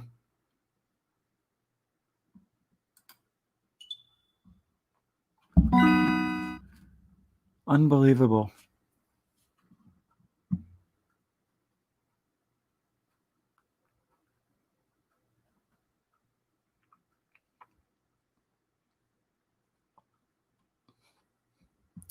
Okay. I just got a message and I'm very excited. This is what I was trying to play earlier. Remember earlier? Some of you weren't here, so I'm going to replay. This is a new thing we're starting here for people who just want to have a little fun and say hello to Goof on Radio. Everybody should listen to Richard Giordano on Goof on Radio because Blue Chicken said it's the best. Blue Chicken. Now we got another message coming in. Your sister's got no neck. You know that, Joe. It ain't working. It works on my phone, so I'm going to play it on the phone. It works just the same. Goof on Radio has the best meatballs in the business. Is that right? What did he say? Goof on Radio has the best meatballs in the business. Is that right? Thanks, Joe. And that is true. What was the other one? Goof on Radio has the best meatballs in the business. We do, actually. Thanks to Ma. All right. Now, I have never had a problem playing any news stations. I've never gotten a warning. I've never even gotten anything about playing these. That's why I play these now and don't have any issues with them. So I appreciate you guys looking out. That's why I'm actually playing the clips now when I never used to, because you can play these clips as long as it's news. So that is very awesome, though. Thank you for that. Yeah. My goodness. You know, Dave said I'm getting a lot of people trying to reach out to me. Today has been just an incredible day. I'm going to just go forward with this. I'm lost. I was playing, we don't need to watch the Tucker Carlson thing anyway. I was interested in what everybody else was saying on the show. We never heard Danny Silva talk. So let's just do that. And then I want to get into I can't believe we're doing this too. We're almost going to be on for 2 hours tonight, not even feeling like I could do it. Thanks for Dave calling in. I mean, that really helped. Let's hear what Danny has to say.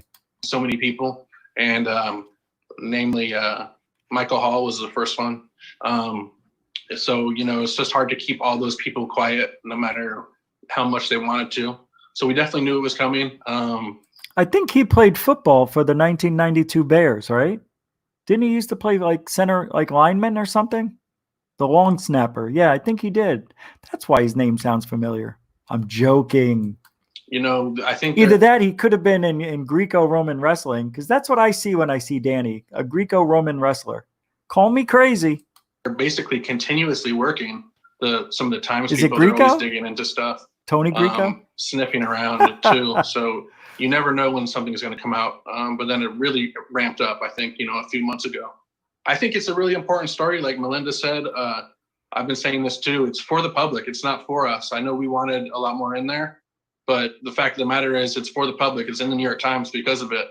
Otherwise, you know, a lot of what you read in there, we already knew, thanks to Lou Elizondo and Eric Davis and people speaking out over the years that I've been reporting on and other people are reporting on. So if you're reading Silver Record, you would have known about a lot of this.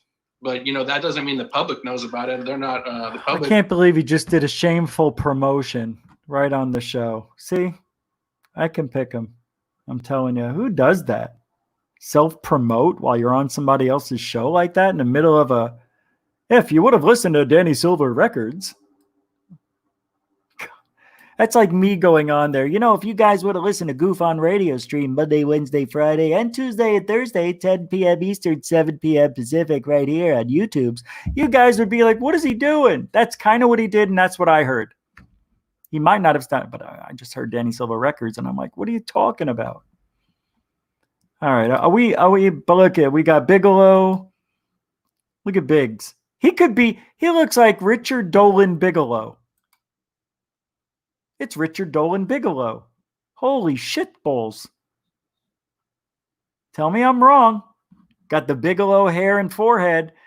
Richard Dolan's right here, and you got a Dolan here, and right here is the Bigelow. This is the Bigelow, but this takes you down to the Bigelow. Get it? It's all down below in the Bigelow. You know, the Bigelow... Where you guys going? We're going to the Bigelow. You want to come? I got banned from the Bigelow. You got banned from the Bigelow? I got banned. Why'd you get banned? I beat up a bear. You beat up a bear and got banned at Bigelow's bar? I did. I beat up a bear, got banned at Bigelow's bar. Boy. What? There was at least one member of the How United States stupid am House I? on those two issues. And they are a little bit intertwined, I think. Pretty stupid. You know, libertarians call for extreme levels of government transparency, if you want to. The New York Times, you know, it's a drip, drip, drip. There were the two articles in 2013. Everybody steals what I just said. I just said that to Dave. He stole it. How dare he? Related to the citizen hearing. There Thanks, was another Blue one we Chicken didn't and Joe. mention, May of 2016. You guys are awesome. Where Hillary Clinton and John Podesta were quoted about their interest in this subject, and there was a bunch of media around that. And now there's the 2017 article, and now the one just recently. So what that creates is not just one article that got published. It creates a ripple effect. You know what I hear? Blumenthal now actively engaging readers of the New York Times in an ongoing way.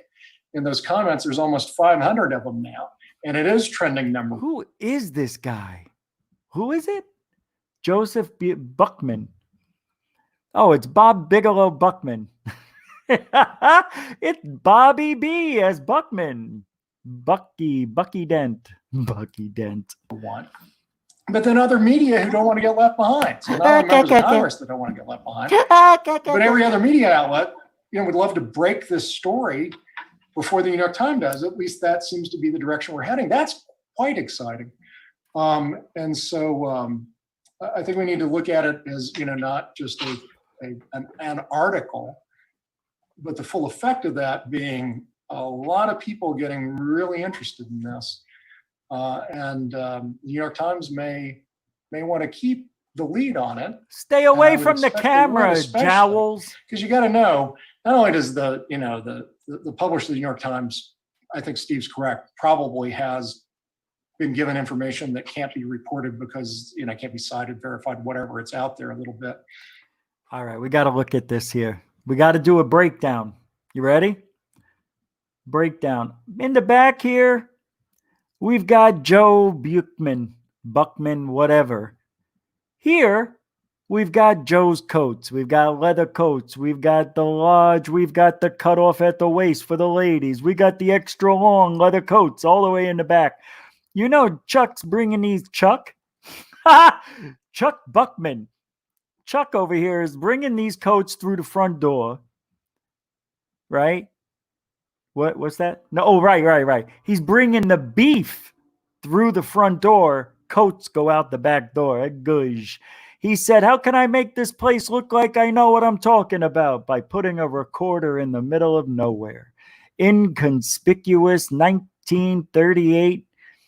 This looks like a Bell and Howell dual disc tape recorder. Yes, that's me. I'm Chuck Buchman. Why not? We can't have enough things that look like file cabinets. I'm busy. Not only are these file cabinets, these are going to act like walls. Right behind here is where you try on the leather coats, eat a piece of steak, and get the hell out of here. I put filing cabinets over here. Over here, I put something that holds my guns. That's my gun rack. Looks like a filing cabinet. I'm Joe Chuck Buckman. Over here, I got a poster of Hospers for president back in 1955. What was the date? November 12th. Thank you to the doc. Hey, everybody. I'm Chuck Buckman. Can I get any closer to the lens? You bet your ass. I'll tell you the other information. He just came out of nowhere and flipped his head right up. But I'll tell you what. Let me tell you something, brother. He just pulled a Hulk. Let me tell you something, brother. The New York Times may want to keep. Let me tell you something, brother. You don't know jack squat. You guys don't know anything about ufology. Listen to me, brother. It's all coming to your head of steam. I'm going to color my hair white after this show. What? It's already white. I forgot I did it. I'm going to make my eyebrows dark like caterpillars. What? I already did that. Damn it. How about glasses? I got those on too. Come on, brother. Look at me talking to you. I'm right here in front of the camera. I'm looking at me, looking at you, looking at me.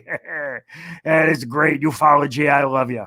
We'll be back after this message from Joe Buckman.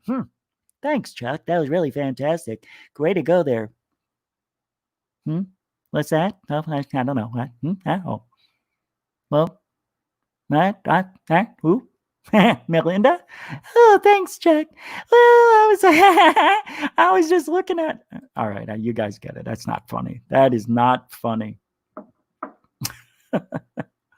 That was stupid. All right, let's have some more fun before we get the health out of here. Can we? Shall we? Do we? Will we? You betcha. We're going to go away from ufology for a minute. Let's talk about humanoids. So, again, day number 2. Reached out to Gutter Gawker. I'm still blocked. No more. I'm done reaching out. Unblock me if you want to talk. Twitter. Unblock me. Message me you want to talk. Last time I'm saying it. Because if you don't want to talk because I sold out or I'm not an expert. I'm not. I never claimed to be. But you know what I really am? Everybody knows it. Right? It's true. You know it's true about me, right? No, it's not. It has nothing to do with being psychic. No.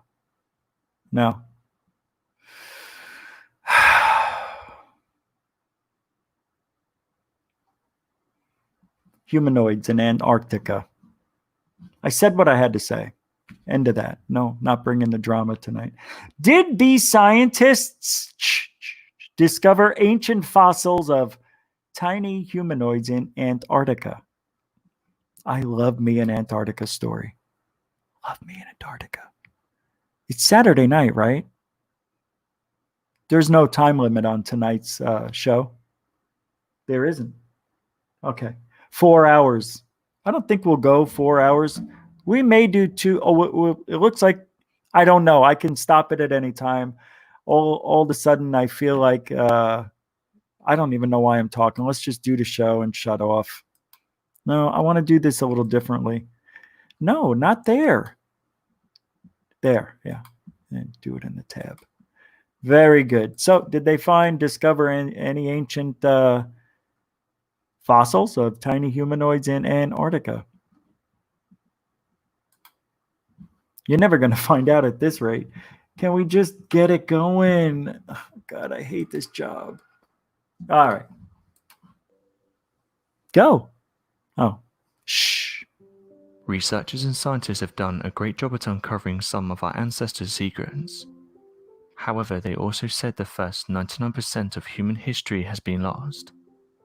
But each year, archaeologists and historians uncover ancient artifacts that give us a glimpse into life millions of years ago. An interesting photograph started to make the rounds on social media a while back, and it detailed that a tiny humanoid had been discovered in Antarctica by a team of researchers. Although this seems too good to be true, it's always a good idea to keep an open mind about these types of discoveries, as over the last few decades a few small humanoids have been found in various places across our planet, causing scientists to carry out various tests in the hopes of truly understanding what these beings are. Once the tests have been completed, the majority of them turn out to be humans with birth defects. This discovery, however, detailed that this tiny humanoid was dated to be over 600 million years old, meaning that it would have been on the planet long before many dinosaur species. The story was first told by the National Reporter, who suggested that the being in question was not extraterrestrial in nature, and was most likely an early hominid. This photograph, however, can't be tracked down to a source. Although various websites have posted about the discovery, it doesn't mention who found the skeleton and where it's currently located. This has caused various people to come forward and suggest the photograph is fake, further saying that if it was a genuine discovery, it would have been posted by various scientific websites. Regardless though, amateur researchers have said that Antarctica is shrouded in mystery, and that over the years many strange discoveries have been made in this isolated location. Interestingly though, this photograph led onto other discussions about what could be hiding down in Antarctica. Why is this such hard? Why is this such a hard thing to believe? You know, I don't think we know that much about what's under the ice. But don't you think as they're boring down, you know how they dig and they like to check out the sediment and the ice sediment, and each 1,000 years that goes by, I mean, I think they can tell up and all the way up to the year that what these layers mean that come up back out of the ice inside these tubes that show all the different layers of ice. It's amazing. It's not that big, right? Tiny humanoids? Does it look like a monkey? Could it be a little baby spider monkey type? I believe there's been many different species of tiny humanoid-ish looking monkey-like humanoids, don't you? I believe there's got to be dozens and dozens over millions of years, maybe hundreds. I don't know how long it takes things to evolve, live, die out. It depends how strong they are. The only strong survive in evolution. If you believe in evolution, which I kind of do. Kinda. I do. How can you believe that? Don't you think the earth would... No, it wasn't made in 6 days. What was it, 7? The universe. So on the 6th day you rested? 7th? I don't know. I would have slept the whole week. Although scientists have said this isn't true, come on, researchers have suggested that pyramids... The little tiny humanoids build these huge pyramids. Are you kidding me? You know what makes sense to me? That the giants had tiny little humanoids hovering around them in orbit, like little moons. Yeah, every now and then they'd pick a moon out of the sky and eat it. Put another one into orbit. No, giants built these pyramids. That's how they were built. Capiche? That's a 3 capiche night. You understand? That's how they were able to drop down in Egypt 1 block every 2 minutes for 30 years. Nah, there were no breaks. What do you mean breaks? You just had a baby. The baby came out. You started pushing rocks. Huh? Oh. Such structures can be seen in Antarctica, Come on. causing various theories to be put forward about ancient civilizations. You know, pyramids have been a huge discussion 3 out of the last 6 days. Maybe it means something. All right. Coming up next, we're going to talk about the video. Didn't I forget? I haven't done it yet. Approximately larger than the pyramids at Giza. All right. We get it. We get it. All right. I want to get to it because it'll be a good 15, 20 minutes. We'll talk about it. That should be it. So, third phase of Moon with another fantastic video put out today at 5 p.m. Eastern, 2 p.m. Pacific, and 11 a.m. Hawaiian time. I just like saying Hawaii. It's one of the coolest words, Hawaii. Say it, Hawaii. It's fun. You know you like it. Hey, what happened to the... Wait a second. Are we going to do drones are the best way to UFO hunt? Oh my God, we have too much to talk about. Holy shnikey. You guys, if you're willing to hang out, I'll just keep going. All right, I'm going to roll through. Let me pull up theirs. I'm just going to play the third phase video. And it has the sighting in there. It has what I said I thought it was. So let's just do that and go from there. I think that's the easiest. I keep talking and I'm losing my track of where I'm at. All right, here we go. It's going to make me spell it, huh?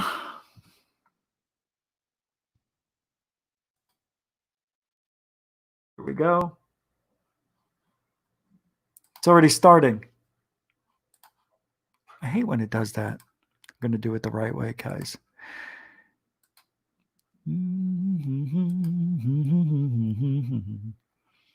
Huge diamond-shaped UFO, Ventura, California drone video. Remember, drone, UFO, video. É good. É good. You don't need me. I'll be back. Welcome back to Third Phase of Moon. Blake Cousins here with the special report. We just received a video from Richard Cranner. He's given us permission to share it with you.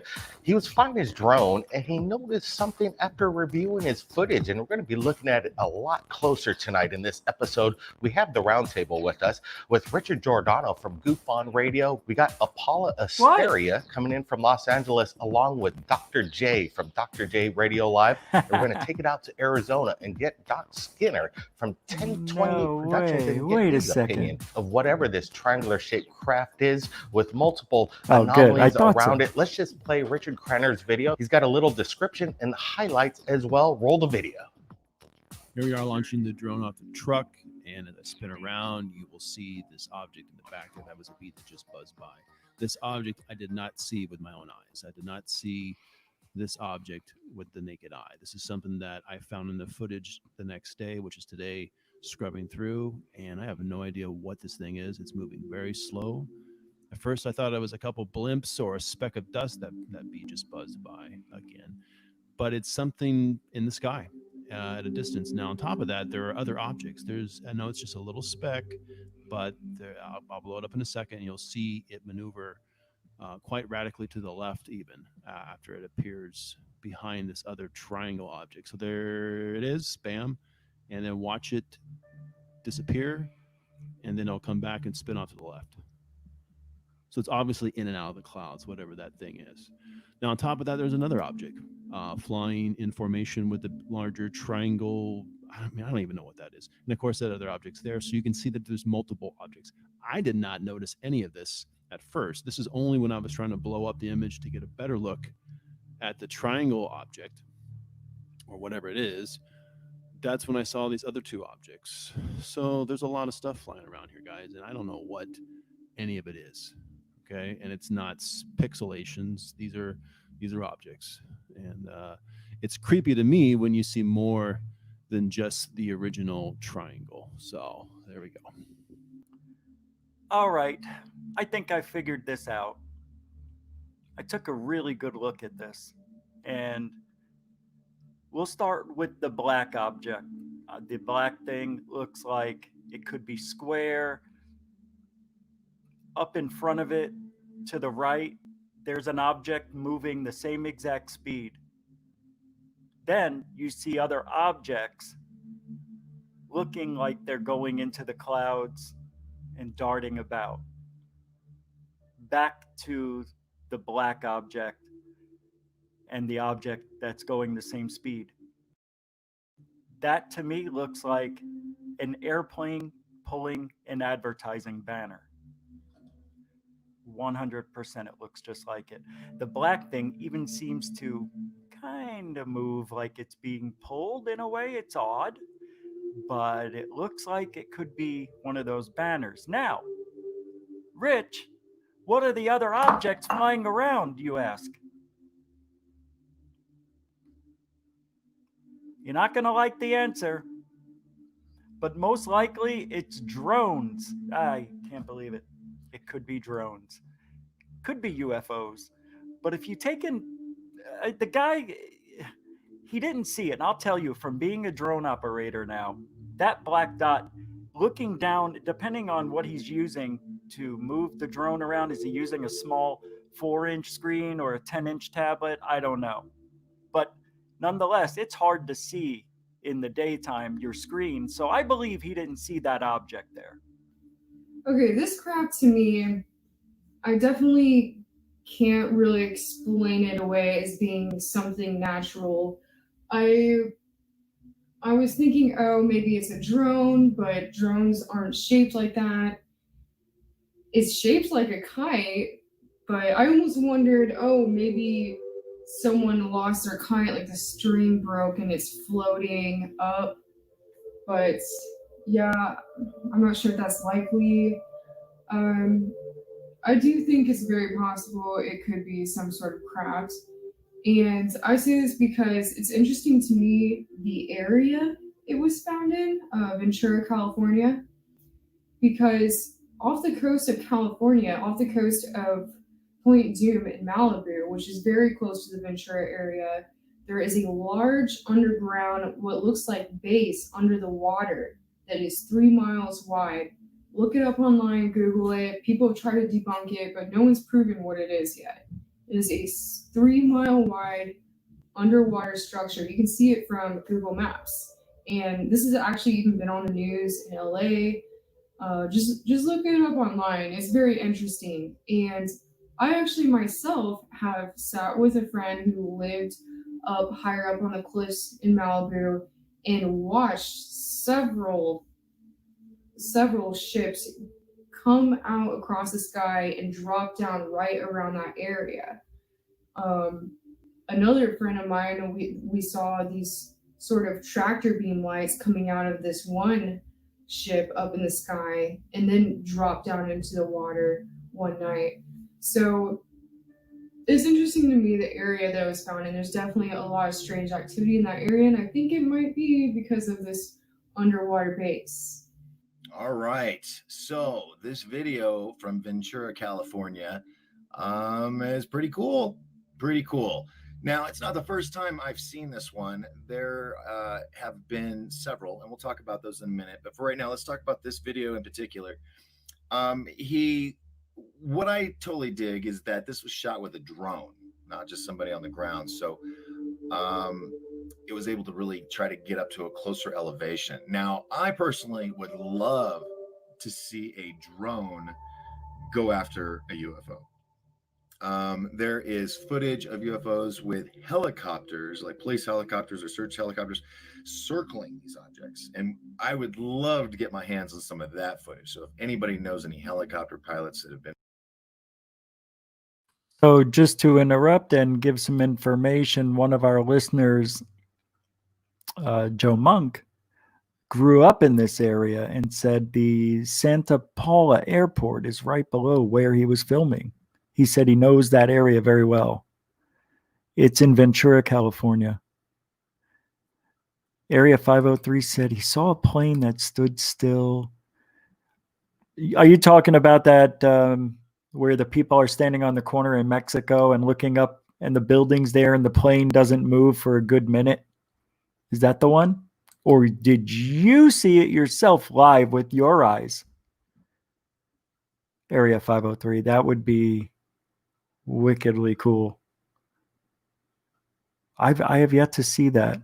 I've seen the illusion that when I'm going one way and the plane is going the other, you know, you would think it goes by real fast, but depending on how far away you are, it looks like it's standing still. I love it when that happens. I've always noticed that since I was a kid. Sitting in the back seat of the car, I always looked out the window constantly. I never was one of those put my head down. I always looked out the window. It's probably why I'm such a great driver.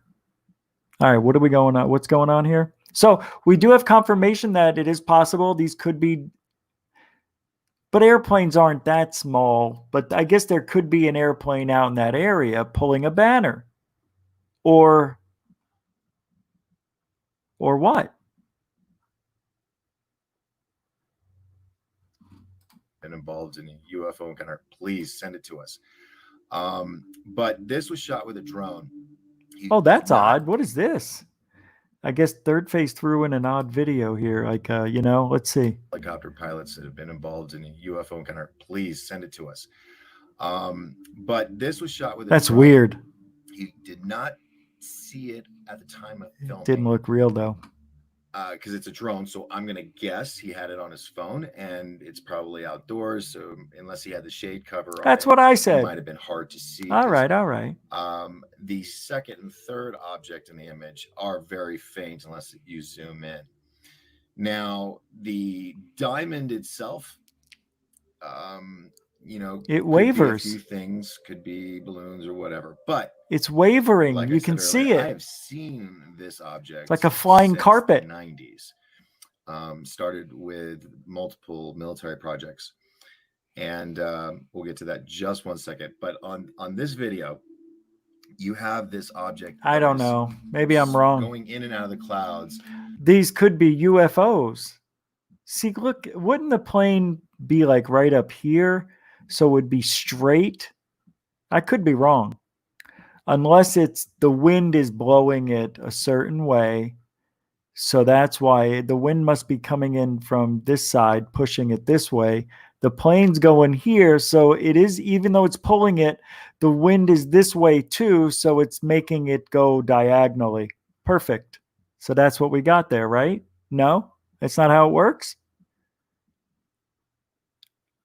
It should be directly behind the plane then? No? Good night, Northern Lights.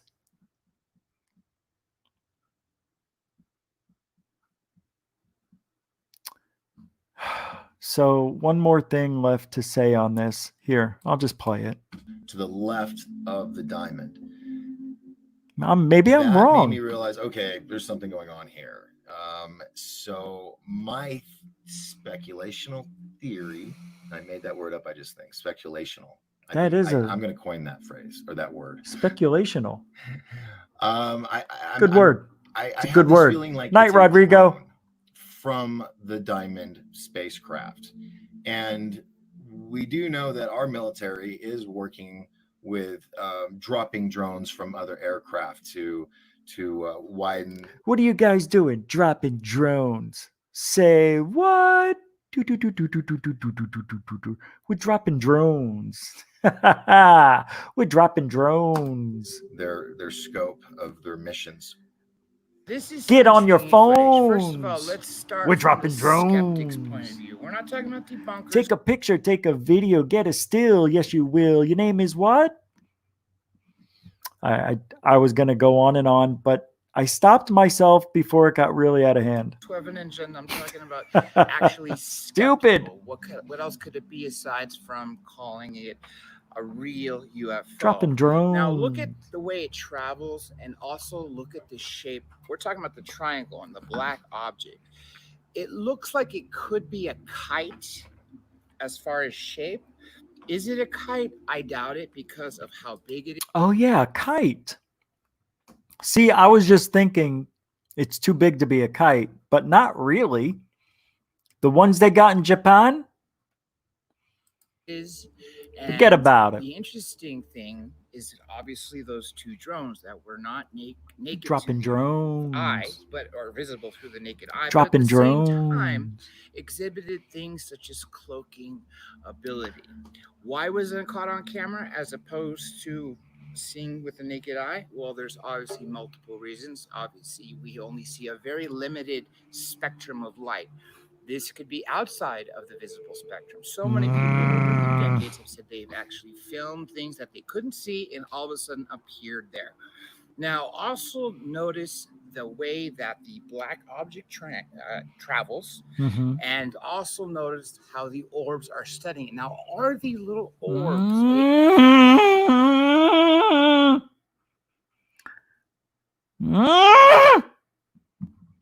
You can't say the orbs are studying the black diamond. You just can't say it. You can't. You don't know the intentions of the dots from days ago. The energy is dispersed, and their telepathic ways of speaking to us have diminished, because this was several days ago. So, yeah. Wow. Why do people always go to that? They're studying. They're looking for something. They're scanning the area. They're searching for their loved ones. They're lost. Do they have meatballs? AKA what I like to call drones, are the See, I was calm. I didn't get overexcited. I kept it calm for you, extraterrestrial drones, the listener, or are they the our viewer. drones using ET back engineer technology, since we've had craft going back almost 80 years from Cape Girardeau, Missouri, 1941. Also, the smaller objects, I was looking at them thinking, oh, maybe they're birds, but it's weird because you kind of see them and then they disappear. Birds. It could have been birds. B. Baker, birds. Beep, beep, beep, beep, beep, beep, beep, beep, ba, ba, ba, ba, big birds. What's interesting to me is the way they zip around. I spent a lot of time finding UFO watches and Joshua Tree and Sedona, places like that. I love to go out to the areas where you can see everything in the sky when it's like way out away from the city lights, and those are great places to do that, by the way. But when you can see all the stars like that, it's very easy to see smaller, what looks like stars that will sort of zigzag around. Can I just say something? I don't know what it is. She's just cool. Right? You don't think so? She's cool. She's exactly what ufology needs. Tell me I'm wrong. You know what I love? She doesn't care what you think. And you know, I don't really say that. Well, you know why? There's not a lot of women in the field. Oh, you know, there's a couple I do like a lot. I keep forgetting one thing. What is wrong with me? What? Anyway, you know, some people just have I know you're going to say, Rich, you're just saying that because she's on third phase. No, I'm not. I wouldn't say anything at all if I had anything negative to say. I wouldn't even say anything at all. No, she doesn't care what you think. I think she's definitely got an original personality.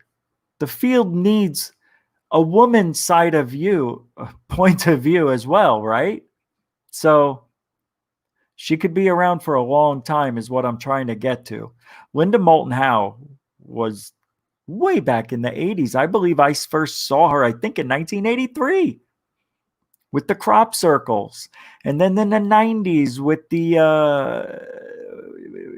cattle mutilations. Then she disappeared for a little bit, right? I think she wrote a few books, went to Antarctica. She got lost in a hole.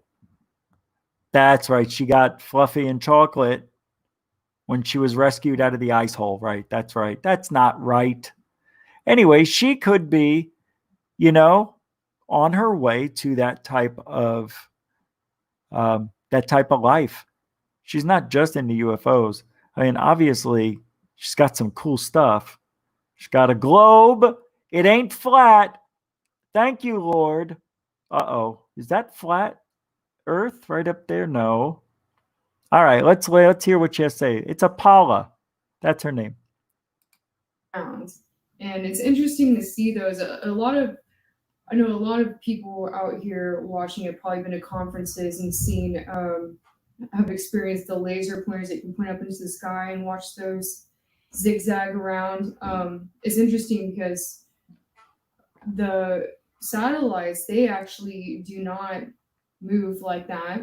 So they can't be satellites, No. and they are way too high to be satellites. So What? Wait.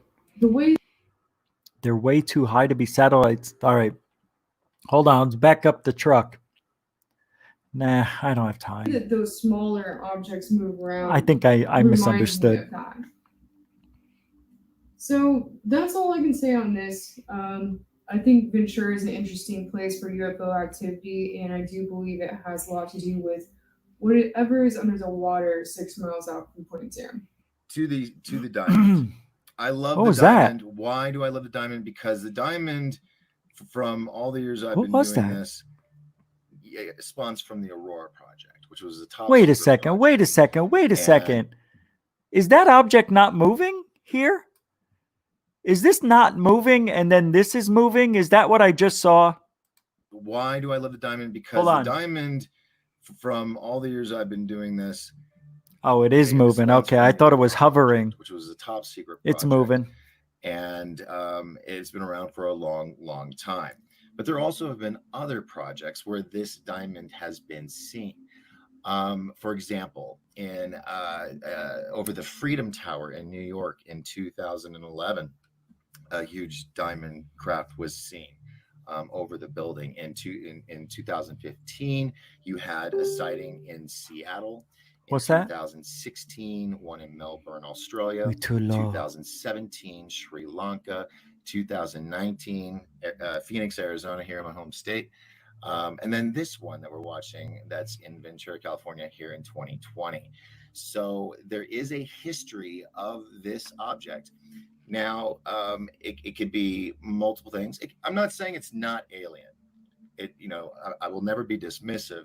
It possibly could, but from what I've learned and researched, This could be the Aurora project or the new Aurora A9. Wow. It could be No. Lockheed Martin's. Well, maybe. It was a conceptual idea, but it might be reality now, which was the Ugh, Hopeless Diamond I don't want to hear project, me. and it's shaped as a diamond. And there's many others. There have been satellite images like Google Earth that have captured the new SR-72, which is the predecessor of the SR-71 Blackbird, and it's shaped as a diamond, and it's slick. Wow. So there are That's cool. many possibilities of this object in this video. I don't know. Shut Let's up. just say, for instance, all of this is our technology. Why would you want to test it over a city where people live as opposed to the middle of the desert, say Area 51? There's lots of area there where no one's going to be really seeing what you're doing above. One argument for that is people could be testing it in populated cities to see, are people going to see it? Is it going to be caught on radar? I just don't think the military is going to be that clumsy. All right. Yeah, it's over. All right. So here's my final thought is on this thing. You know, I'll never know 100%, but I'm going by, you know, what I think here. And I think this object here in the circle is the airplane that might be pulling this behind it. Of course, perspective is off when we have something at quite a distance. And then these could be other drones in the area. You know, maybe they are recording this for a commercial. You know how they do that sometimes? You'll see a golf tournament and then they pull one of these by, but the big blimp records the airplane going by. But now maybe they have drones that do that. Or the worst thing of all, which I fast forwarded over myself, could this be a hoax? I'll tell you why. Remember the drone footage that zipped by our faces from Utah a couple of years back? 18,000 miles an hour, 7,000 miles an hour, hypersonic speed. It's the tic-tac. Remember that? Paddywhack, give a dog a tick. It has got to be fake, and it was. I guess they found out it was faked. And then Lions Ground made the fake one in Spain, tried to pull that off. We called it out because it looked and moved exactly like the one that was done in Utah. Those two things had in common. They were both movie type of they create films. This guy in Ventura creates things on camera.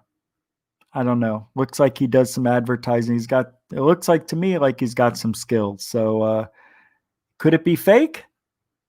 I don't like it. And I'm the one who found the darn thing. I thought it was cool because the things in the background, to me, I didn't know that, you know, maybe it could be drones. Maybe it is. They act like drones. They move just like drones. I'm telling you. I think, you know, I want to stay in my reality and say what I think it is.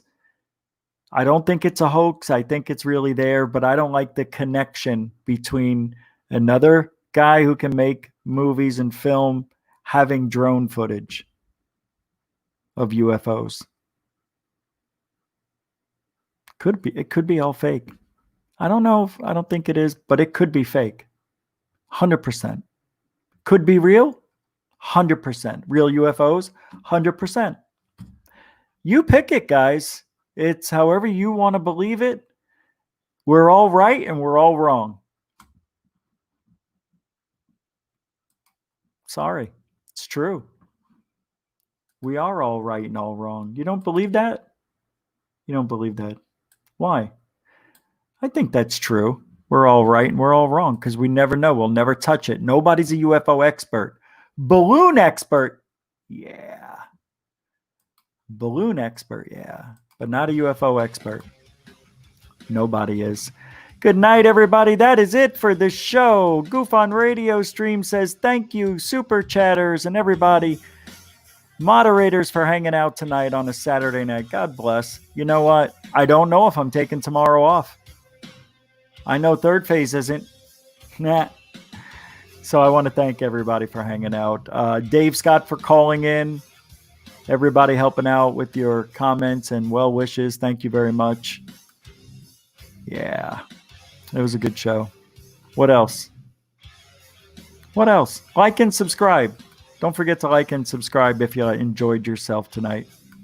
I'm not psychic. You guys know that. If you want to help support the stream, go to patreon.com/GoofOnRadio. You could even join up to the website for free at Goof On Network, which is goofon.net. Get your own little web page and be a part of the Goof On Network. Everything's under the umbrella over there. That's it. Good night, everybody. I will see you tomorrow. I'm actually tired. I think I could actually fall asleep. Have a good weekend. See you tomorrow. Maybe tomorrow. Maybe. Definitely Monday, though. Definitely Monday.